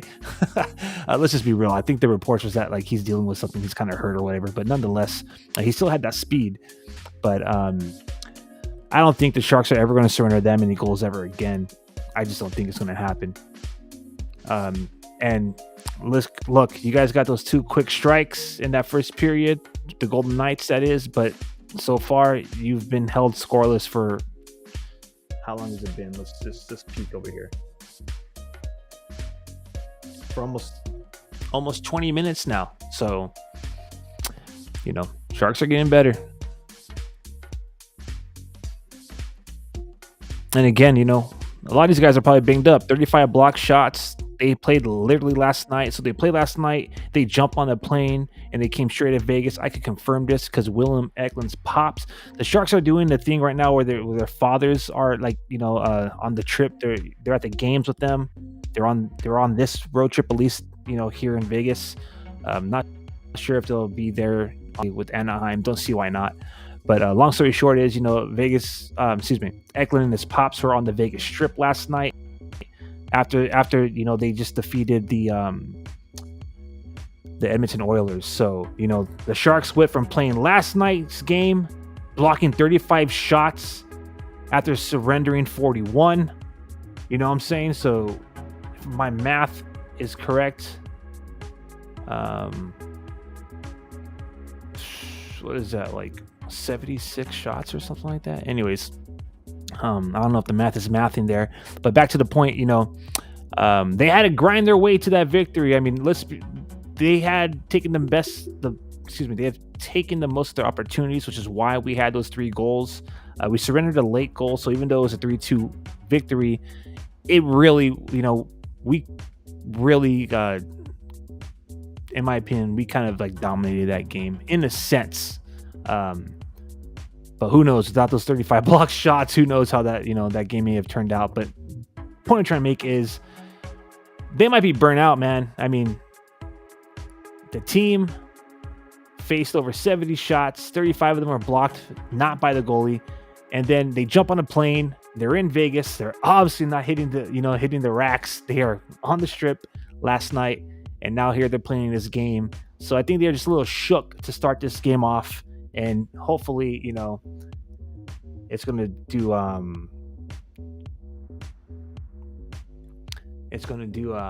do I say this? Hopefully they find themselves back in this game, and they kind of start, which it looks like is going on, kind of containing, if not controlling, the pace. Eklund and oh, there's Hertl's another opportunity. Come on, baby, keep it alive. All right, that top line's clicking. Zetterlund, Eklund, and Hertl are getting those opportunities. They really are. Got another question out of Vegas. What would you do when you have the last water bottle on Earth and there's no more water, but you have the last bottle? Well, I guess I would drink it, and after that, then that would be it. If I have loved ones and family next to me, hopefully I do, then I'm going to ration it. We're going to share it. But I mean, what else do? You can't, just like sharks, can't make it without water. I imagine you do the same thing being in the desert, right? Very interesting. I mean, actually, that's a trick question because I just have a water bottle. If there's no more water, then there's nothing in that bottle. Good question. Keeping me on my toes. All right, let's get back to the hockey here. The San Jose Sharks right now, their shots on goals are increasing by 2. So we have 3 shots this period. Vegas got 7. But it's been a rather stale second period. Not to say that the action isn't intriguing, but the Sharks definitely starting to contain the pressure. I mean, there was one shift there, about 5 minutes or so, 7 minutes or so of regulation time, that is, where Vegas looked like they're about to put another one in the net, but Kaapo Kähkönen did the smart thing, and he stopped the puck, froze the puck. So I just double checking the timeline here, see what we got going on.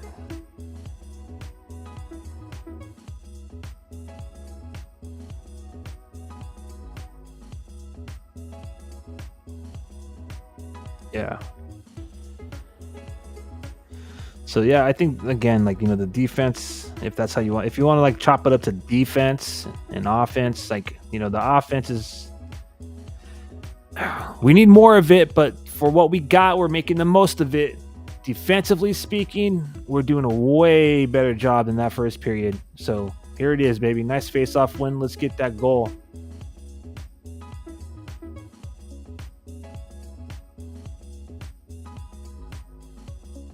Again, I just want to remind everybody that there may be a slight delay between what you're watching at home and what I am streaming to you. It's just the nature of, being live.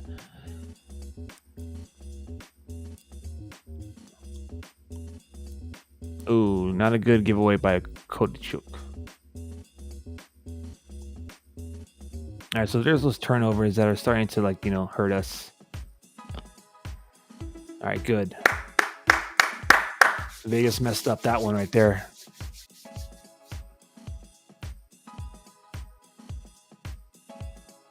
Yeah, it's a little sloppy. Sloppy play, especially for us right there behind the goal line in the trapezoid. But here we go. Let's try to get that rush going on. The Sharks are, hey, believe it or not, the Sharks are still in this game, baby. We just need to freaking cut this lead in half. We need to find it back in the net, light that lamp. I'll change up the music. Probably shouldn't have done that a while ago.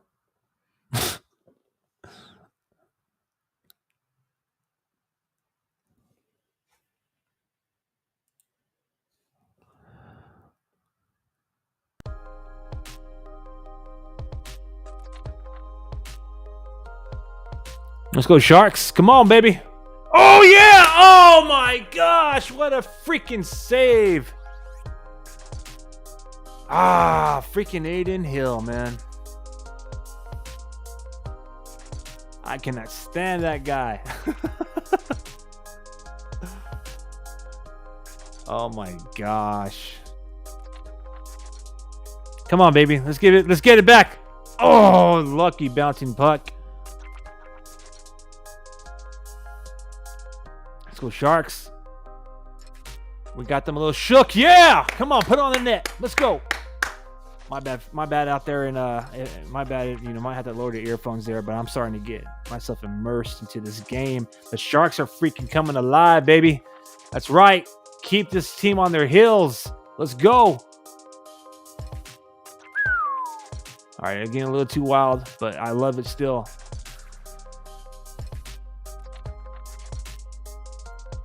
Yes, Hoffman, it's time to show up, bro. Let's go. Oh. All right, about 5 minutes remaining in this second period, and the Sharks are starting to look like, you know, they're starting to play some of their better hockey this game. Oh, come on. As I say that, Hoffman, what's going on, bro? Come on. The turnover in the zone, and now you're dropping your stick. Let's get going. Let's go. My bad. I get a little passionate sometimes.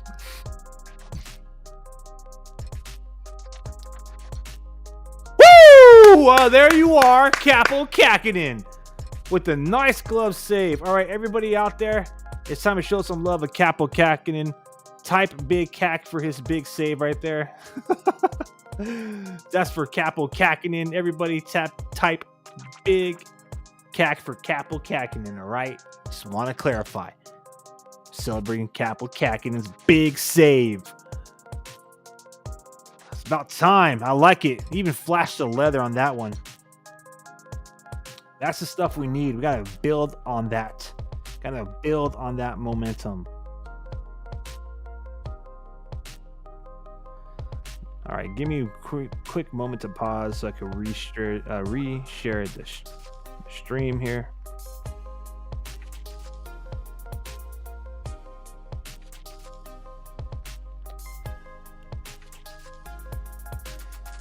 All right, just resharing, and this music isn't really doing this any justice too. Let's see what we got here. We got something. Let's try some future pop.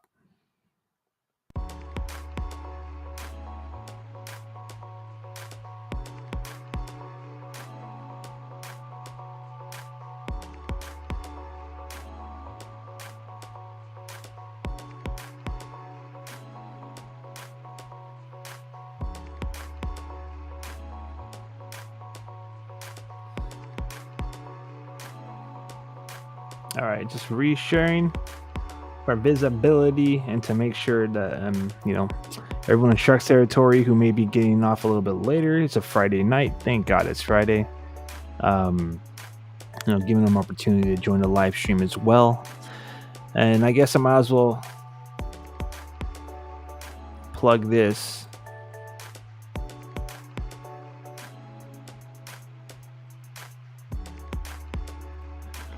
Coming through with the questions. Thanks for keeping it interesting, Mr. Hazmat on YouTube. What year would you rather live in forever, 2018 or 2023? You know, there's no better time than the present, so I'll probably have to go with the latter. You know, very fortunate to be connecting with everybody out there in Sharks territory and extend that to everyone else who tunes into this watch party. I was fortunate enough to have some people chiming in from England and Africa the last watch party, which was really dope. And even as close as like, Central Cali. So, just thankful that, I'm able to do what I'm passionate about. And in case you didn't know, Shark City Hockey is purely fan operated, owned, whatever you want to call it. So, I had a unique opportunity to work with like a network the last season, but nonetheless, Shark City Hockey is home to fan curated and fan driven content. And if you want to check out all of our previous episodes of Shark City Unfiltered, which is our flagship show, you can do so at sharkcityhockey.com.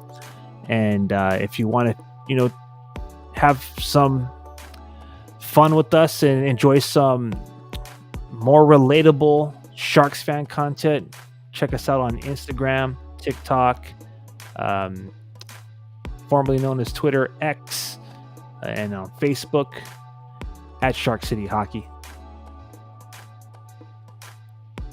There you go. Okay, Kaapo Kähkönen is starting to freaking come alive, baby. I like it. He had a little slow start, but, he's starting to rise to that occasion.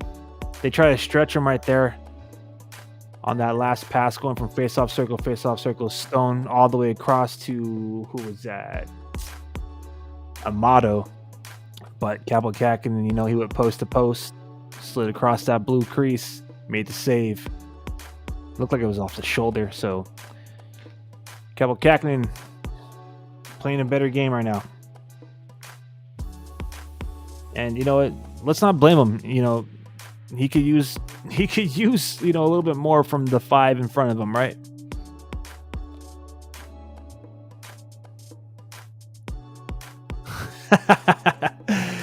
We have someone chiming in. I hate the Knights so bad. I feel ya.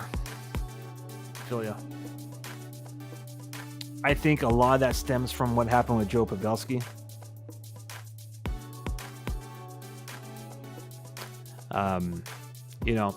That's all I'm going to say.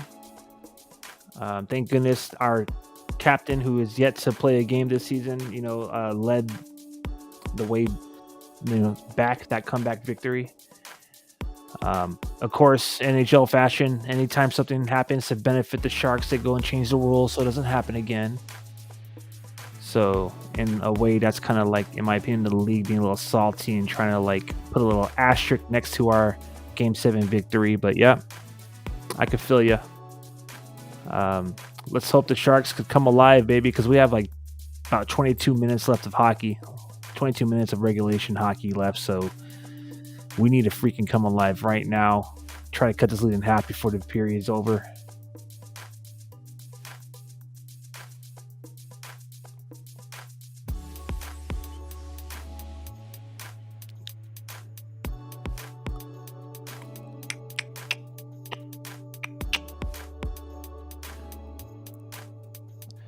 Man, it's been surprisingly a very clean game. There hasn't been any penalties since that first one, right?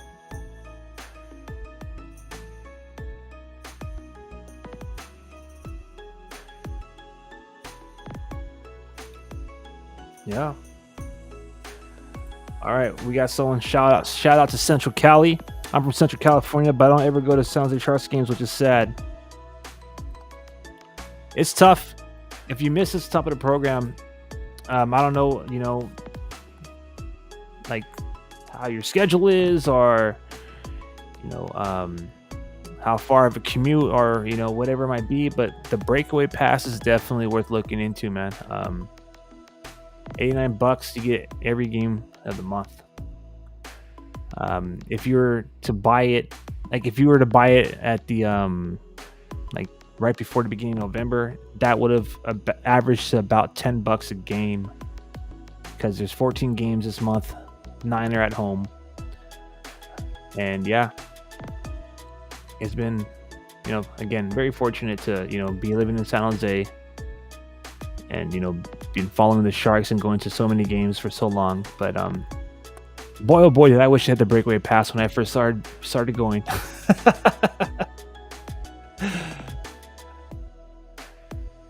All right.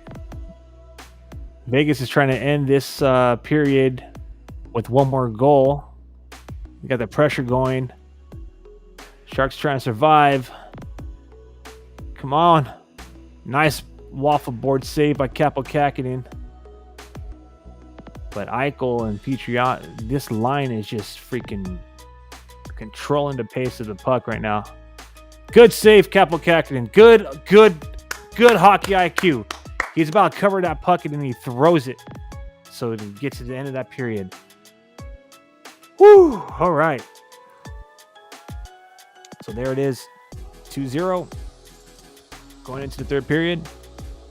San Jose Sharks, we're looking for 3 goals in 20 minutes. So with that being said, I want to take a quick break one more time. You guys continue to hang out. I'll be back momentarily. San Jose Sharks are trailing the Vegas Golden Knights. Sharks are on a 2-game winning streak. The Vegas Golden Knights are on a 2-game losing streak. One of these streaks are going to end tonight. Let's hope it's not for the Sharks. I'll be right back right here on this live real-time reaction to the San Jose Sharks taking on the Vegas Golden Knights. We'll be right back.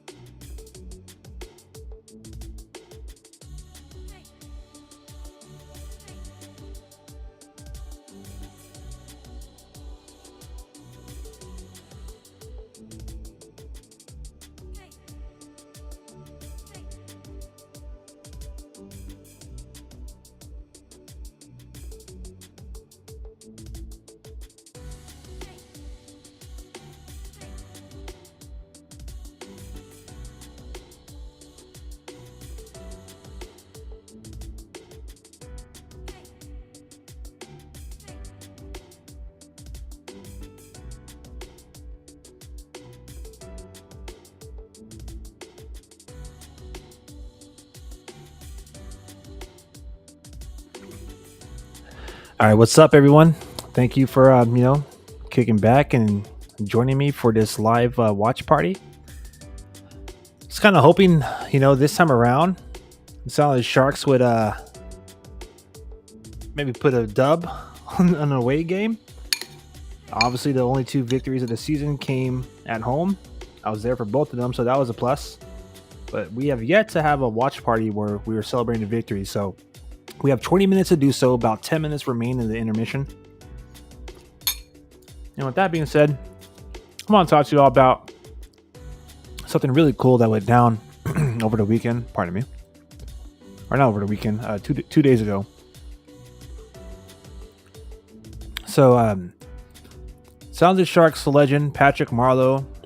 I mean, the honors keep coming, right? He was forever enshrined in San Jose sports history by being inducted into the San Jose Sports Hall of Fame. So congratulations to Patrick Marleau. These pictures right here are courtesy of San Jose Mercury News. He has his bronze bust, I guess is what you call it. My bad. I'm not lying. My bad. I'm trying to eat while do this at the same time, and it's messing with my pronunciation. Commemorative plaque. I'm not going to say it again. My bad. You get the gist of it, right? You can see it. He's going to have that forever hanging on the walls in San Jose, just like his jersey number will forever hang out the Raptors, or hang out the Raptors in the Shark Tank. So, if you didn't get a chance to see this, San Jose Sharks do return back home. Tonight's game and Sunday's night is the only 2 games they have on the road trip. And then they're back at the Shark Tank on Tuesday night to play the Panthers. If you haven't had a chance to see this in person, you could do so then.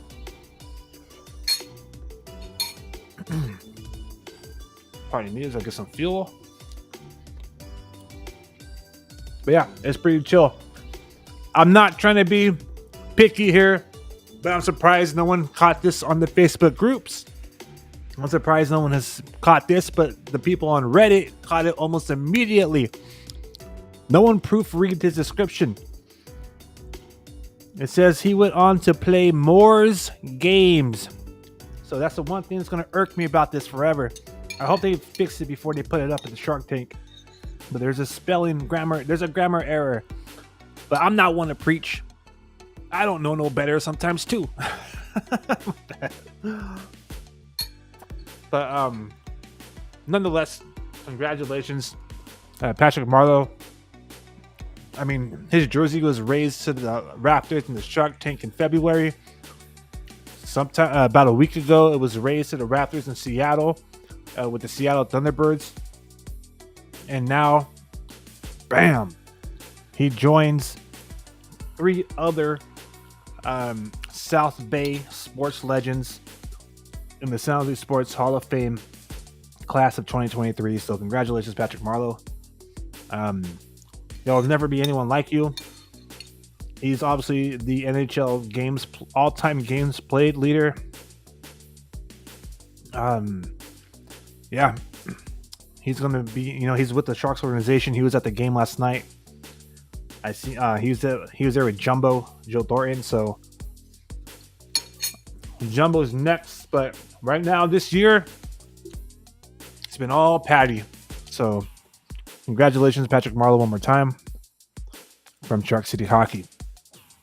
All right, let's go over some of the second period stats. Pardon me, I was kind of grubbing up right there. All right. So, let me zoom in here before I show y'all. All right, let's do this. Shots on goal remain the same for both periods for the San Jose Sharks and almost the same for the Vegas Golden Knights. 6 shots on goal in that first, 6 in the second for a total of 12. As far as Vegas goes, they had 15 in the first and 13 in the second for a total of 28. Your goal scorers for Vegas, everything went down in that first period. So Pietrangelo, Martinez. As far as the details, shots, face-off wins still being owned by San Jose, 65.7%. It's been a clean second period. No penalties have been called. The only power play occurred in the first period for the Sharks, and they weren't able to score on it, obviously. The physicality has picked up a little bit more. 14 hits for San Jose Sharks, 10 for the Vegas Golden Knights. I think the hit of the night for San Jose was Tomas Hertl. That first period, center ice, laid the hammer down. Block shots are almost the same. I mean, 12 for Sharks, 9 for Vegas. The giveaways and takeaways is probably the one that's hurting us the most. We have 4 giveaways. Vegas has 5 takeaways. And, for them, it's 3-3. So there it is. The only penalty that ever occurred in this game was a little bit close to midway through. A little bit after midway through the first period. High sticking on Brett Howden, high stick Calen Addison. And that's been it. Let's look at who's officiating this game.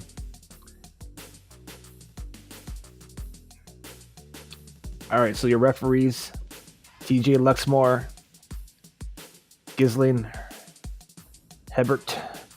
Your alliance persons, Kyle Flemington, Mitch Hunt. I'm surprised that they're not calling a lot of penalties. So this right here, as it stands, it's going to be the second game of the season we play the Vegas Golden Knights. You can see the next 2 matchups are going to be in December and February. So Sharks will be back in Vegas like a month from today. And we'll get to see the Vegas Golden Knights back in the Shark Tank about a week after Valentine's Day. So I'm sure no love will be lost here in this series. Right now, Vegas leads the season series 1-0, and they lead this game 2-0 as we approach the second period. Yep. The Sharks need to come alive. They need to do something this period, or else this is going to be another freaking L. So let's hope not. I still believe until that freaking final whistle blows, until that final horn, until that goal light turns green, we still got an opportunity. So let's see what we got. Let's step aside one more time and finish up my quick in-game meal here during intermission. And then the puck's going to drop in about 3 minutes. So stay tuned. This right here is Shark City Hockey's live watch-along party. I'm Aaron James, and I'll be right back.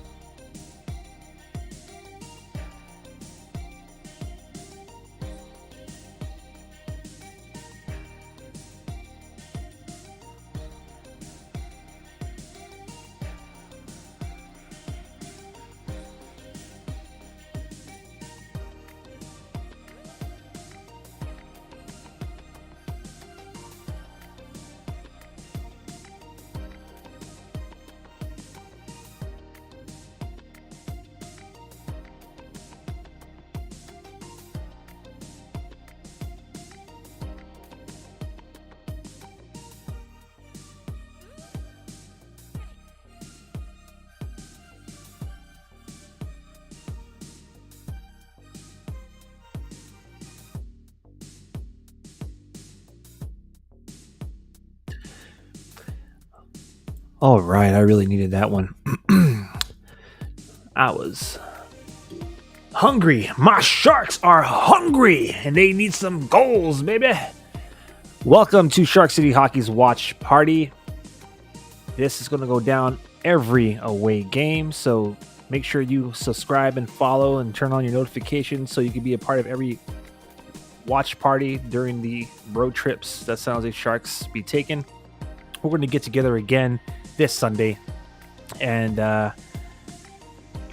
hopefully the Sharks could have a better first 2 periods against Anaheim Ducks, but nonetheless we are trying to cheer our guys on and see if they can actually come back. And at first, first things first, gotta split this lead in half, then you got to tie it and then try to win it. So the Sharks got their work cut out for them.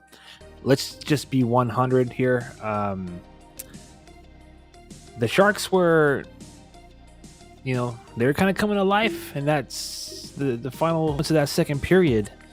But the same could be said for Vegas. So it was a rather kind of slower tempo, kind of like, kind of sloppy too for both teams. But then toward the end of that period, it's like they kind of awakened, and we'll see what that leads to in this third period.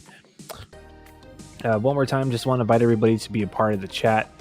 We already got one right here coming through from YouTube. I'll be here on Sunday. Hopefully we do something against the Ducks. Thank you. I appreciate that. And I really hope so as well. I'm not giving up on these guys just yet. I believe the San Jose Sharks have what it takes to, be competitive. I've been saying it all season long, even though all the experts and surprisingly enough, some people in Sharks territory are quick to write us off. They're already looking toward next year's draft class. It just makes no sense to me. But it is what it is. You know what I mean? Some people just need something to look forward to. But honestly, I'm not giving up on our Sharks. I think they have an opportunity to come back and, I think I said shock the world at the top of the live stream, but I stand corrected. David Quinn said we're going to have an opportunity to surprise a lot of people. And, well, we could use that surprise right now, tonight, these next 20 minutes. And our fan joining us from the Vegas side of things is back as well. So welcome back, everybody. We got 20 minutes ahead of us, and let's see how this game ends here. Kaapo Kähkönen looked pretty solid to end that game. Quick update on the San Jose Barracuda. They are trailing right now, but they are not too far behind. They are trailing right now in the second period, 3-2. Ethan Cardwell has scored a goal. Jacob Peterson, who was just sent down, scored a goal. So, Kuda's looking pretty good. As a matter of fact, Bradley Merrick is playing his first game in the AHL. So we're taking on the Charlotte Checkers right now at the TechCU Arena down at the Reef in San Jose. And, quick shout out to the SJ Battery Pack. Awesome supporters club for the Barracuda, which Shark City Hockey is probably a part of. So I just showed them some love there.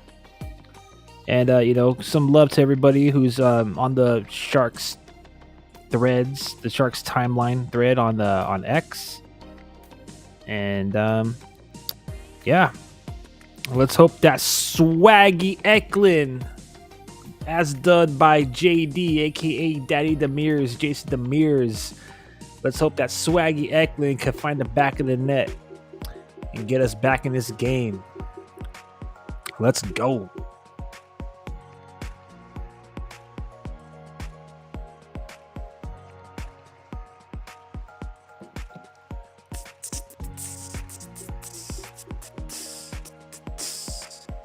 All right, here we go, baby. Nice zone entry. Nice shot. Let's go. Let's keep it up. Nice opportunity right there in the middle. Oh, come on. All right, I like it. The Sharks are coming on strong right now, baby. Nice. Oh, that hurt the freaking Vegas Golden Knight player. He took a blast right now. Nikita Okhotichuk just blasted it off of someone's wrist. I didn't catch who that was.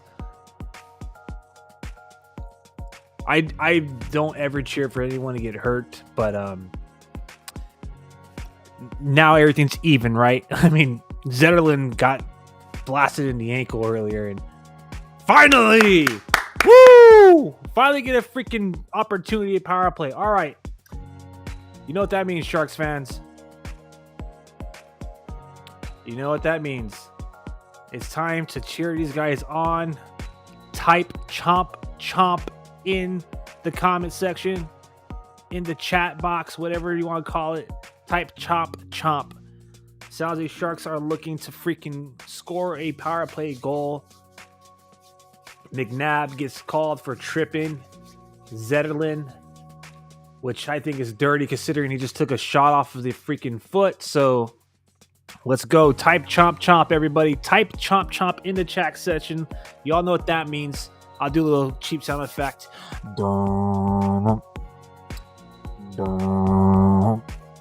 Every time I do that, I feel like the Wolf of Wall Street. All right, let's go, Sharks. We need to score on this freaking power play, man. We didn't score enough one in the first period. They're not coming that often. This might be the last power play we get unless Vegas starts to get chippy. There you go. Nice. Take your time. But please don't put on a passing clinic. There you go. Shoot it. Nice. Addison living up to that power play cube quarterback name. Keeping, holding the zone at the blue line. Give it back to Addison. Eckler with the turnover.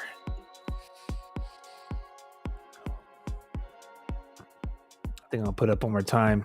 Send the Sharks your vibes. Here we go. Chomp, chomp.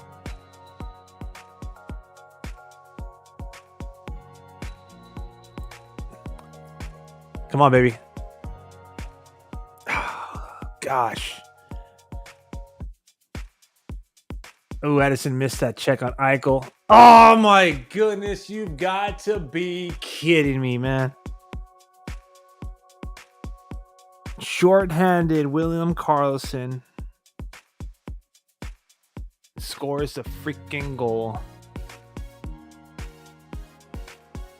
Okay, I'm going to say this one last time. I am getting tired of Kakkonen, kind of when I don't know. I'm not a pro goaltender, but I just can't but feel like he's always leaning forward and just leaving so much of the net open on those saves. You need to stand tall. I mean, goaltending 101, you slide from post to post, you push off of the post, and you stand tall and you cover up the net.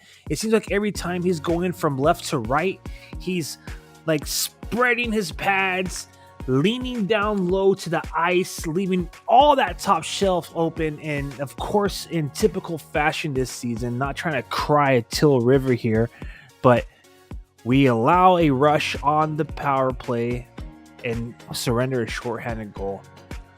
I do not believe this. That just might be the one, guys. That just might be the one.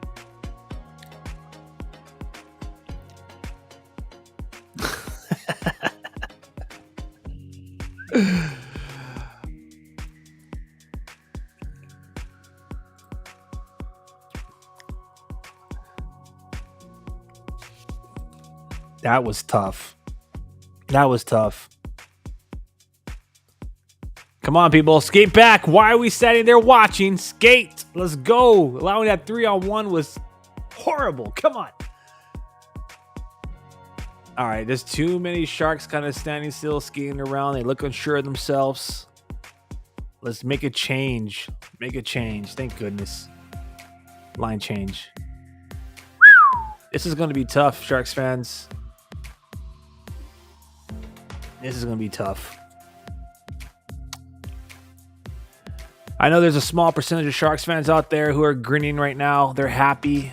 They're like, I could look at my tankathon again and feel confident. But listen, this is the champs, right? I hate to say it, but they won the cup. This is just another one of these NHL schedule makers, kind of sarcastically speaking, showing love to the Sharks, right? Was hoping we have a better outcome, but it is what it is. 30 shots on goal, 3 goals allowed. I don't know. I'm going to keep having faith. I'm going to keep being loyal to my Sharks. It starts with 1. Let's get that goal. I think we're going to do TV timeout. Maybe, maybe not. Well, Sharks fans, don't lose faith.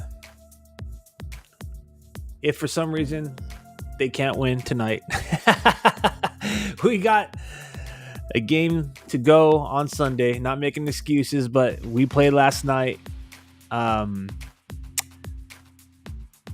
We don't have some key players like Barabanov, Logan Couture. Duclair's not in there, who's been like really solid for us these last couple of games. And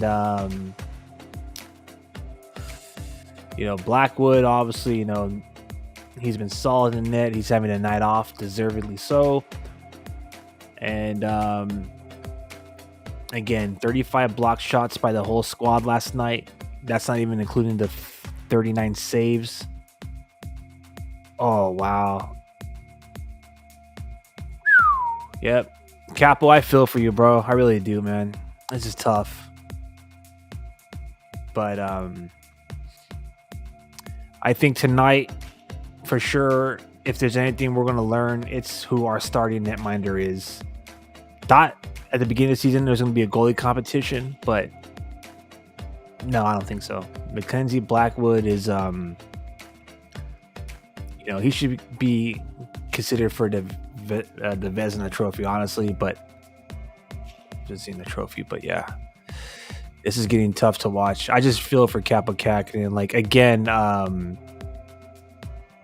it just feels like he's getting too low. Like, I'm not a pro level goaltender, so it's easier said on this side of the freaking, on this side of the television, right? I'm not on the ice. I'm not suiting up. I'm watching from home right now, but he just seems to get super low on the ice, and they're just beating them up high all the time. Anyways, that's just my opinion, though.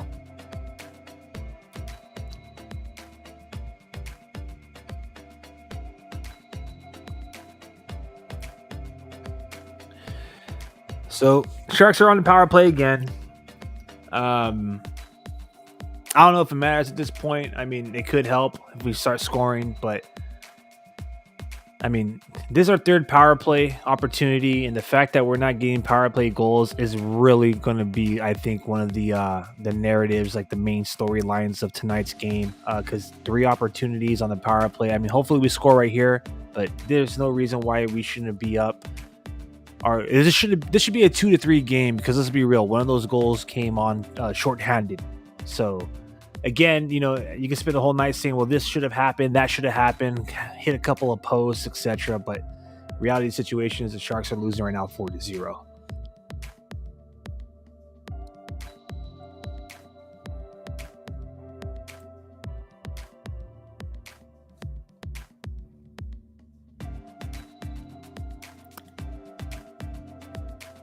Come on, Eklund. Let's go, Swaggy Eklund. We call him Schwifty for the Rick and Morty fans out there. We call him Schwifty. So if you missed it, I don't know if you definitely didn't get it if you're on the Vegas side of things, but during the pregame, Jason Demers called him Swaggy Eklund. So I think we got a new nickname for our promising prospect here. I don't even consider him a prospect anymore. We'll just call him, a future of the franchise without a doubt. Tara Sloan said he had swagger, and then Jason Demers confirmed it by calling him Swaggy Eklund. There you go. Okay, see, that's what I'm talking about. He hugs the post, he stands up tall, and bam, he had that covered. So Eichel tried to, go backhand right there, top shelf, and Kähkönen finally stands tall. So, of course, we're on the freaking power play, but you wouldn't be able to tell. Come on, Sharks. Come on. Let's not start slumping and sinking back into that pre-2 game victory, because that's what I'm starting to see here. I'm starting to see the old Sharks, not the Sharks from the last 120 minutes prior to this game. I'm starting to see them old Sharks again. But that's what you get when, again, Duclair's not in there, and then you had to shuffle the line. So there goes all that chemistry that we're building. You know what I mean? We had something to build upon. We arrive in Vegas, and, some of our players are under the weather, and some of our players are getting their first start tonight. And other players, key players for us, are not in the lineup because of injuries. And I'm not making excuses. I'm just reminding everybody out there to, keep being loyal, keep being faithful, and just remember that, we're kind of getting a modified mid version of the San Jose Sharks right now. These guys definitely don't look like what I was seeing the last 2 nights here in San Jose. That's for sure.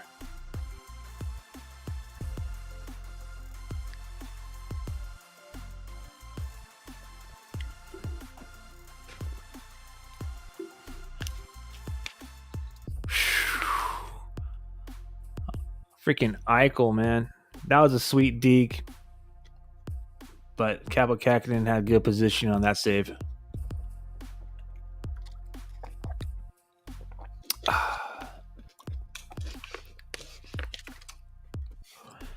right, let's go Sharks. As long as we don't get shut out at this point, I'll be happy. I'll be real with you. But yeah, I'm not trying to see Adin Hill shut us out. Come on, baby. Put it behind the net. Damn.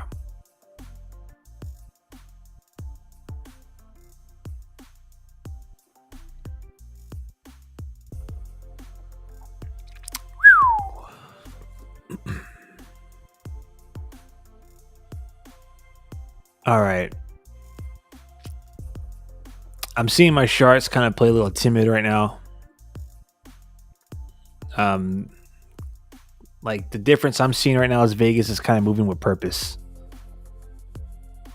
There we go, Zetterlund. Come on, let's go. Oh, come on, dude. They keep going for his foot.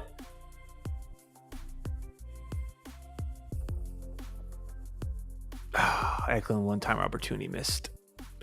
We got a TV timeout. So I guess it's a good time to here we go. Yes, come on, Swaggy Eklund.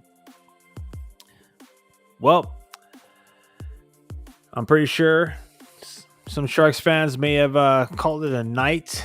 They don't want this game to spoil the rest of their Friday evening. I don't blame you, but we're going to stick here to the end of the game. Trying to decide whether or not we're going to go unfiltered afterwards. More than likely, we'll just probably keep it chill here. And we'll end the live stream festivities with this watch party. And there's other Sharks creatives out there that I know like to go live after the games.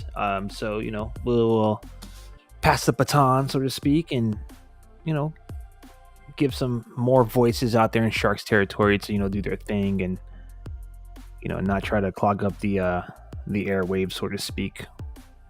So we'll go unfiltered tomorrow. More than likely tomorrow, if not Sunday, to recap this game after I have some time to reflect to it. Obviously, the live in-game reactions are happening now, so if you want to be a part of the next watch party, it's going to be going down 5:00 ish on this Sunday when the Sharks go to Anaheim to take on the Ducks, and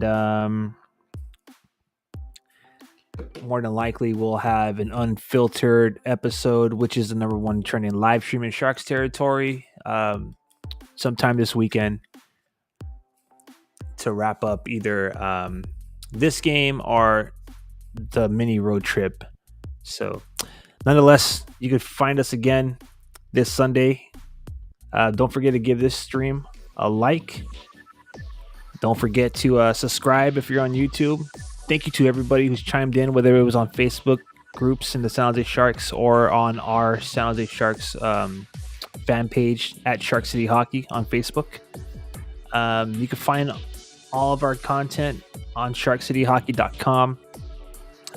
If you want to follow us for like game commentary, so to speak, you'll find that on Twitter or X. If you want to get some relatable fan content, you'll find it on our Instagram at Shark City Hockey. You'll find more so the same too on TikTok as well. And all of our shows that recap, reflect, and react to the action in Sharks territory will be found on our YouTube channel. So try to give each one of our social media accounts its own unique purpose, and by all means, join the community of Sharks fans and other hockey fans out there. Um, Find us all across the board at Shark City Hockey. Always innovated, never imitated Shark City Hockey. That's the facts. All right. Come on, baby. We got 10 minutes to end this shutout. Let's go. The way this is going, it's going to be another 40-shot night. I'm predicting another 40 shots against. Ooh-wee. Ooh-wee. It's getting bad. 5-0, Sharks fans. This is tough. This is tough.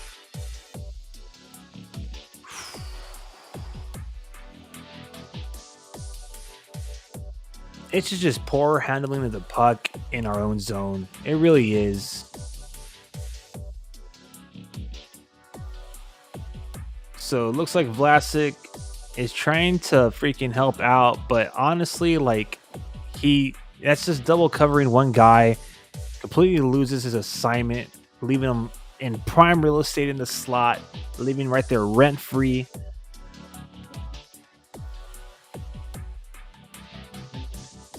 That's all bad.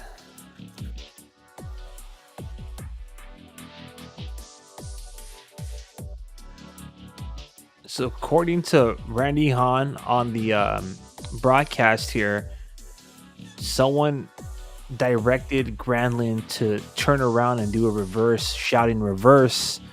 Never a good idea to shout out. They say don't let them know your next move. Never a good idea to shout out what it do on the ice, and then while the other team could freaking hear it. I mean, if anything, fake that. It's like when you yell point, right? Like point, and then you're giving away that there's like a blast coming from the blue line.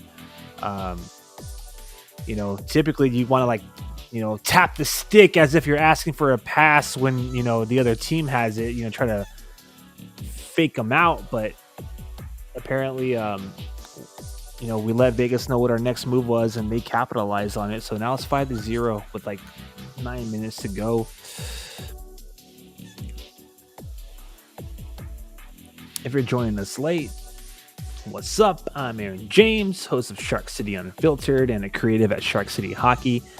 And right now our boys they're going through it. I know they were up late last night. I know they're at the Vegas Strip. And I know it was up late last night because that game ended around 10 o'clock in San Jose. I don't know what time they flew out of San Jose, but I know that last night that they were walking the Strip. I'm guessing the earliest they got into Vegas last night was around midnight, probably past midnight. So the fact that they're walking the Strip, I mean, they have all day before this game, but maybe they had a little too much fun celebrating those two back-to-back victories. But hey, deservedly so. I mean, it's been a tough October. November's been a little bit nicer to us here in Sharks territory, but it didn't come without first giving up 2 games of 10 goals back-to-back. So probably trying to blow off some steam. The lines, the chemistry is all messed up because we have some guys that are being plugged in and to make up for the absence of some of the other guys that really been bringing it. I'm speaking of Oscar Lindblom getting his first game with the team, and Anthony Duclair, he's out sick. Just adds to the amount of talent that's absent for San Jose. We're still waiting for Logan Couture to make an appearance, and we're still waiting for Alexander Barabanov to fully recover from what I believe is a broken finger. So yeah. Whew. This is tough. I'm already looking forward to Sunday. Ooh. My bad.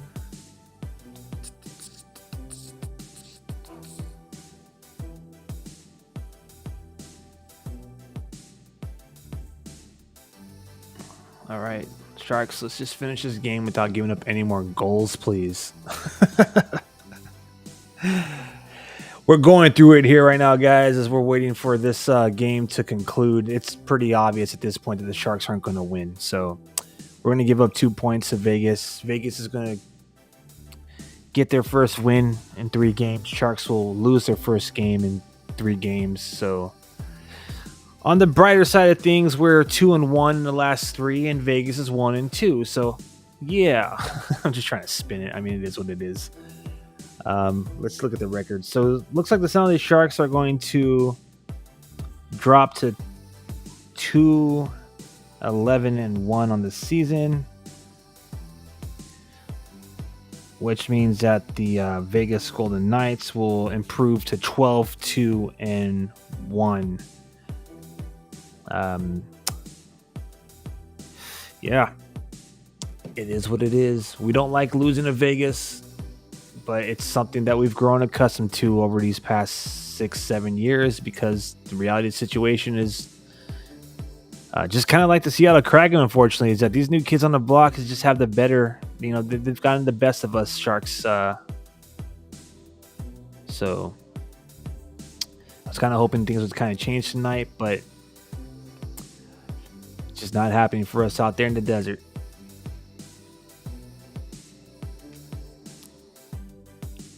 I'm glad that Kaapo Kähkönen is finishing this game, though, at the very least.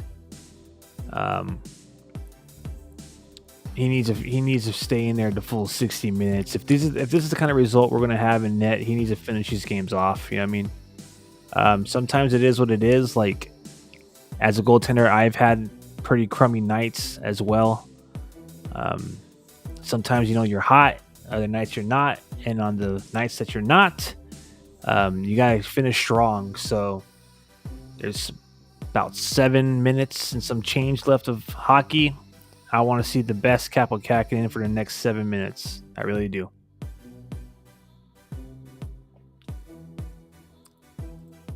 I'm going to change up the music here.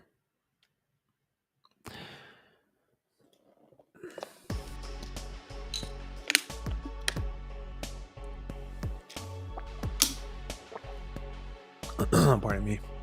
Rehydrating here. If my voice is getting raspy or the energy is sounding a little bit lower on my side, obviously, like being shut out is never fun, but I'm still, enjoying this. I really am. I know that sounds a little odd, but I'm just glad to see that, San Jose Sharks. Okay, let's just be real. This game kind of blows. I was trying to say that I'm having fun live streaming. That's what I'm trying to say. And it's fun to see my Sharks kind of go through these growing pains. You learn a lot about, the team you have. Obviously, today we're learning that Kaapo Kähkönen isn't it. We are learning that the physicality from Tomas Hertl is going to become a staple of his game. It looks like that's here to stay. That's exciting. Unfortunately, the power play is not improved. Don't know what we got to do. Quinn has tried using 5 forwards. They've tried getting the, Mike Greer has supplied him a quote-unquote power play quarterback, yet we haven't scored a power play goal in the last 2 games. And I think we've had 7 chances. So we got to do something about that, because we're getting opportunities to get in the game and we're not taking them. As a matter of fact, more often than not, we're chasing the puck while we're on the power play. And in this case, watching teams score on us. So we got to clean that up ASAP.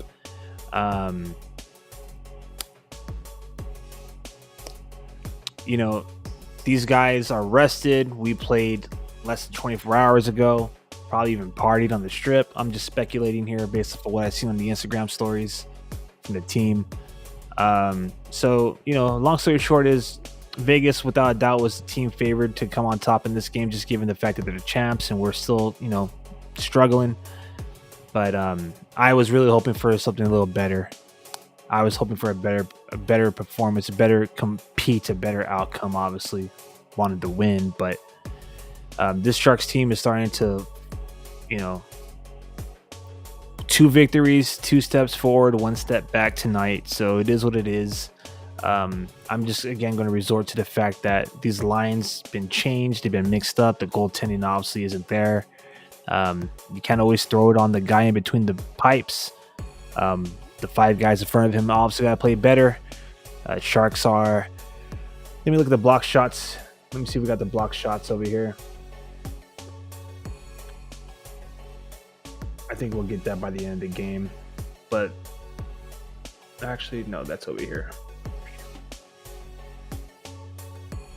So for the Sharks, 16 block shots. So, another night of almost 50 shots against.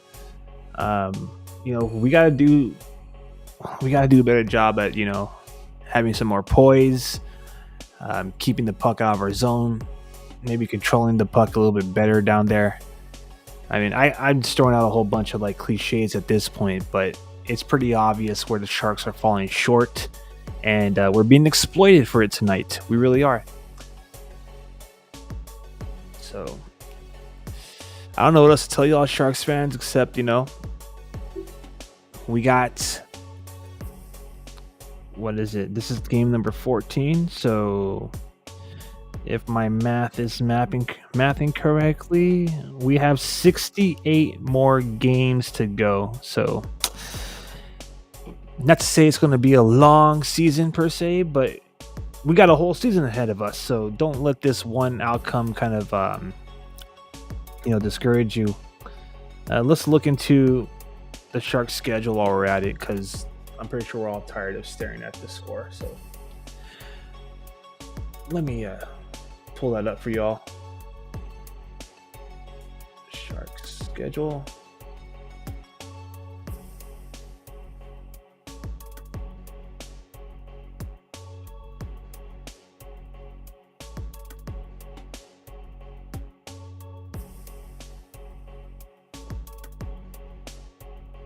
All right. So we're going to take a look ahead at the month of November. Let's do that.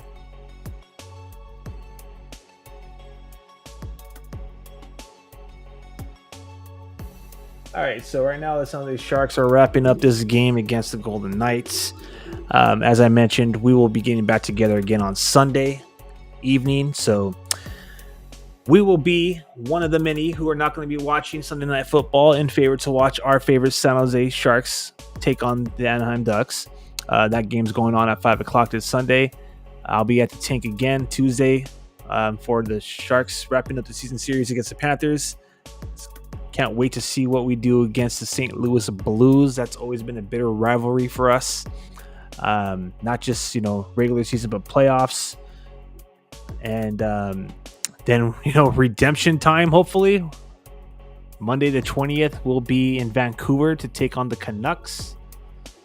And then another one of these new kids on the block, the Seattle Kraken, who's had the better part of the season series, or, the all-time series.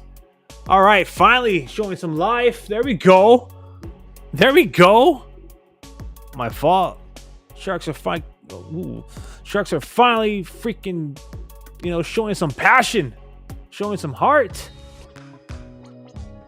I can't tell if Hurdle's headlocking these guys or kind of just hugging them.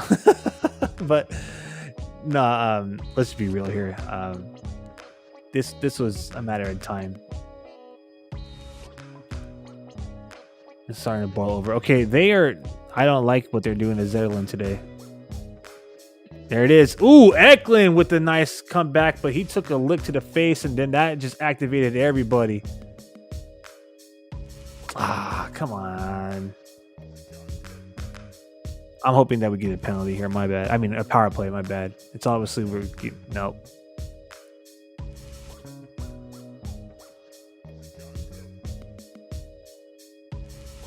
Did they bust Eklund's lip? Eklund, he hasn't been shying away either. Past 2 games, he's been physical as well. I mean, he's known for hunting pucks, but lately he's been feisty. So not only has he been swaggy Eklund, but he's been feisty Eklund. So All right, I see 2 Golden Knights players in the sin bin. I think that means the Sharks are going to be on the power play. For the sake of not being shut out, let's cheer our freaking team on. One more power play, probably the last power play opportunity of the game. So type chomp chomp if you are on Facebook or YouTube. Type chomp chomp to help these guys try to break the goose egg here. Let me get the scoreboard on now here, and then we'll get back into the rest of the month.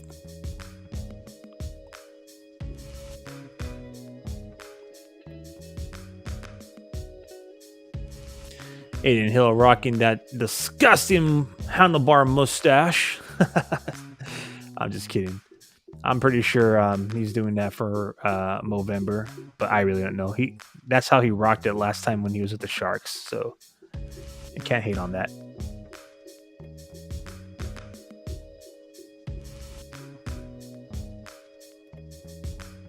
All right, so we have a delay of pause in the action because Adin Hill loses his lid. Marshall Saw officially goes down for roughing.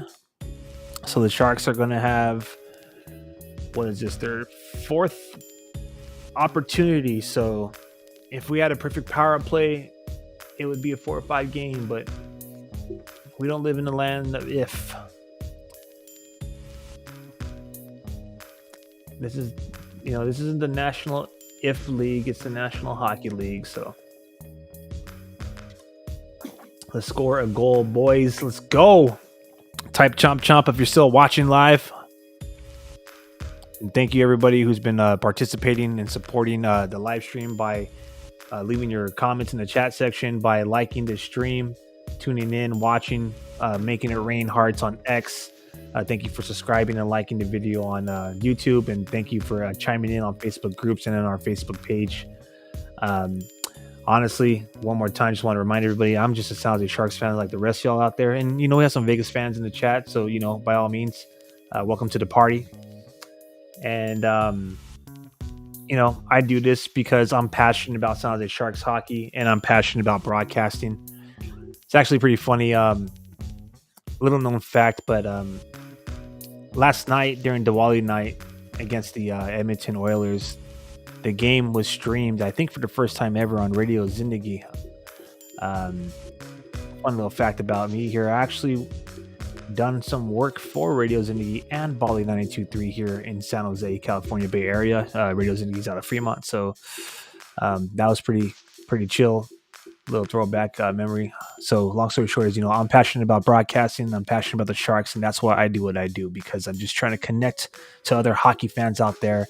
And thank you for joining Shark City Hockey on our hockey journey and for supporting us for now our 5th season.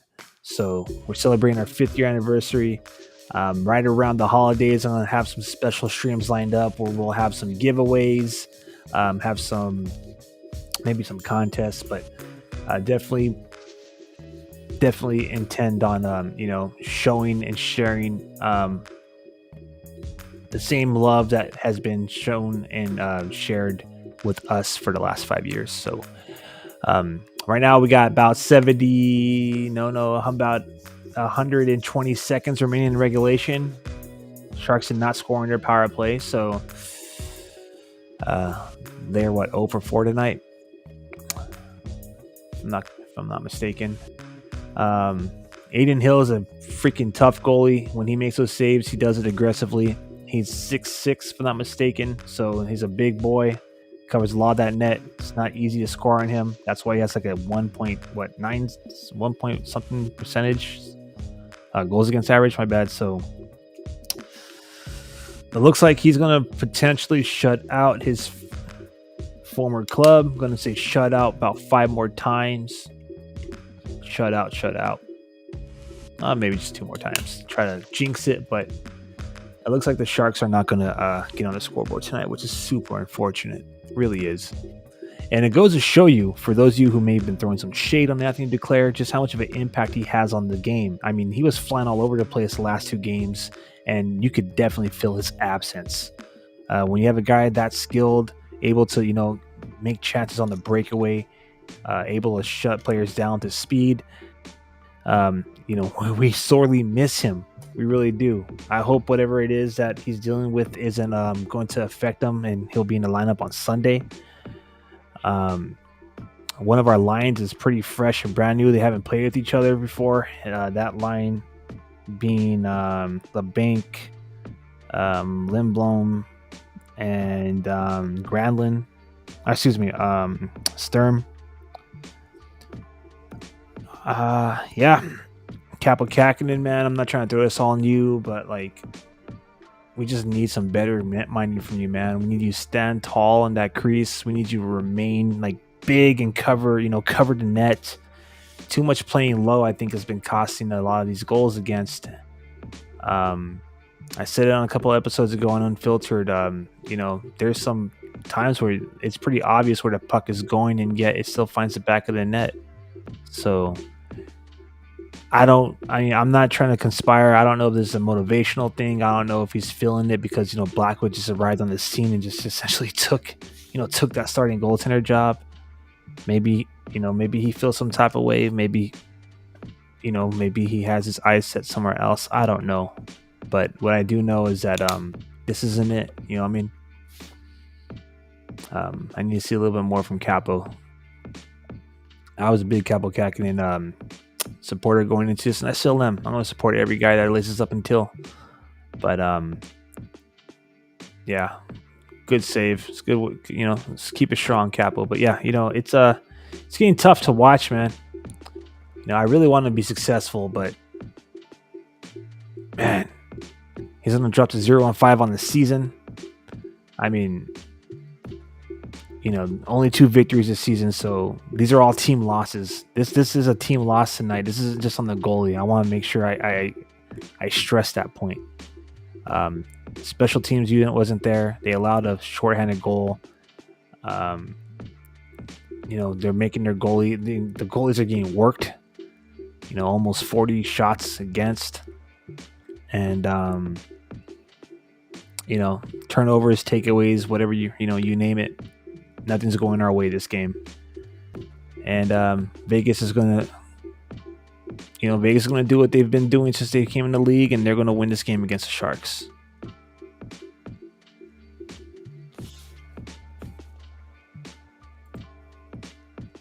My bad. Kept that graphic up. All right, so let's look ahead again one more time. So after the Sharks play against the Kraken, another squad that's been getting the best of us, even though they're fairly new, they'll be taking on the Canadiens the day after Thanksgiving. So the cool part about this holiday is that the Sharks will be within, they're not going to be all the way across the country for the holidays. They'll be in Seattle the night before Thanksgiving. American Thanksgiving for the Canadian audience out there, and they'll be back at home. They'll be playing a matinee game Friday, the morning after Thanksgiving, against the Canadiens, and then the Canucks one last time this month. They're going to play the Capitals, so Ovian Capitals are going to come to Shark City in downtown San Jose at the Shark Tank, and then they'll be going to cross the country to start a road trip against the Boston Bruins and finish up the month of November. All right, there it is. There's your final. The San Jose Sharks lose from a final score 5-0. Boy, oh boy, was that tough. Let me readjust things here. Readjust the camera as we close off tonight's live stream. Boom. Just want to say this one more time. Probably won't say enough. Thank you to everybody who's been taking part in the chat, being a part of the live stream show, keeping it interesting. Thank you for your questions and your comments. The San Jose Sharks lost this game to the Vegas Golden Knights at a score of 5-0. Let's look at the box score here. So here are your final numbers. 20 shots on goal to 39. We won 55% of the faceoffs, almost 56. Vegas played, or the Sharks rather. Well, not so much. We had penalties, but they were more like coinciding penalties, so they offset it, right? But the San Jose Sharks just failed to get it done on the power play tonight. They had 4 opportunities and they didn't score a single time. As a matter of fact, they allowed a goal against shorthanded. 19 hits to 14 hits. Sharks leading that department. Block shots is almost the same, 16 for San Jose, 15 for Vegas. But yeah, 2 penalty minutes. That was just the Eklund penalty that he took at the end of the game, standing up for Zetterlund. We'll welcome that all day. And those 10 penalty minutes, 8 of which was actual power play time for the Sharks. I think that's going to be a big main storyline. Your goal scorers for Vegas: Pietrangelo, Martinez, Carlson, Martinez again. He was on Hattie Watch, and Howden. Some more numbers. Here's your shots on goal broken down by the period.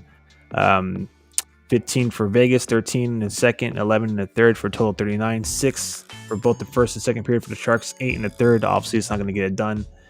3 stars of the game without saying is Martinez, Hill, and Pietrangelo. And Kaapo Kähkönen tonight. 4 even strength goals scored against, 1 shorthanded. So he faced 39 shots, made 34 saves for a .872 save percentage. As far as San Jose goes, Addison again struggling defensively, so that's been one of the things. Is he has a -4, Ferraro with a -3. Granlund was on the ice for a lot of those goals scored as well, with Zadina and Cunnin. So we'll definitely have to clean that up. But there it is. Nothing else can really be said. Thank you all again one more time for joining me for the live watch party for real-time reaction. We got one last comment. All right, man, good stream. I'm going to head to bed now. Good night, man. Hey, good night to you as well. Thank you for joining us. Thank you for joining me. Thank you to everybody in Sharks territory one more time for supporting Shark City Hockey. Shark City Hockey is home to the #1 training live stream in Sharks territory. That is Shark City Unfiltered. You can catch all of our previous episodes, including interviews with former players, Sharks prospects, and media members who've covered the Sharks. And you can find all those episodes at sharkcityhockey.com, as well as on our unfiltered playlist listed under our YouTube channel at Shark City Hockey. Don't forget to like and subscribe. Turn on your notifications so you don't ever miss a live stream. And also, if you're watching on X, if you're watching on Facebook, give this video a heart or give it a like. And, follow us across the board on social media at Shark City Hockey. So one more time, thank you to everybody for joining me this evening. It wasn't the results we wanted. We're going for 3 in a row. We knew it was a tough task, but, it's all in the past now. Looking ahead, we have to take on the Anaheim Ducks. And let me just quickly preview that. So the Anaheim Ducks... let's see. I got this. My bad. There it is. Boom. So when we play the Anaheim Ducks, it'll be our 160th all-time regular season game. San Jose Sharks are 80, 59, 4, and 16 all-time against the Anaheim Ducks. Our all-time record at the Honda Center is 41, 27, 2, and 10 in 80 games. So let's hope that history is on our side and we could walk away with a dub to end a Sunday fun day. But until then, I am Aaron James. You've been enjoying another live stream from Shark City Hockey. Innovated, never imitated, and of course, coming straight from loyal, genuine San Jose Sharks fan. All right, y'all have a great rest of your Friday night. Thank God it's Friday. We have Saturday to just kind of reflect and reset and get ready for another matchup against a divisional rival in the Anaheim Ducks. Y'all have a great rest of your night.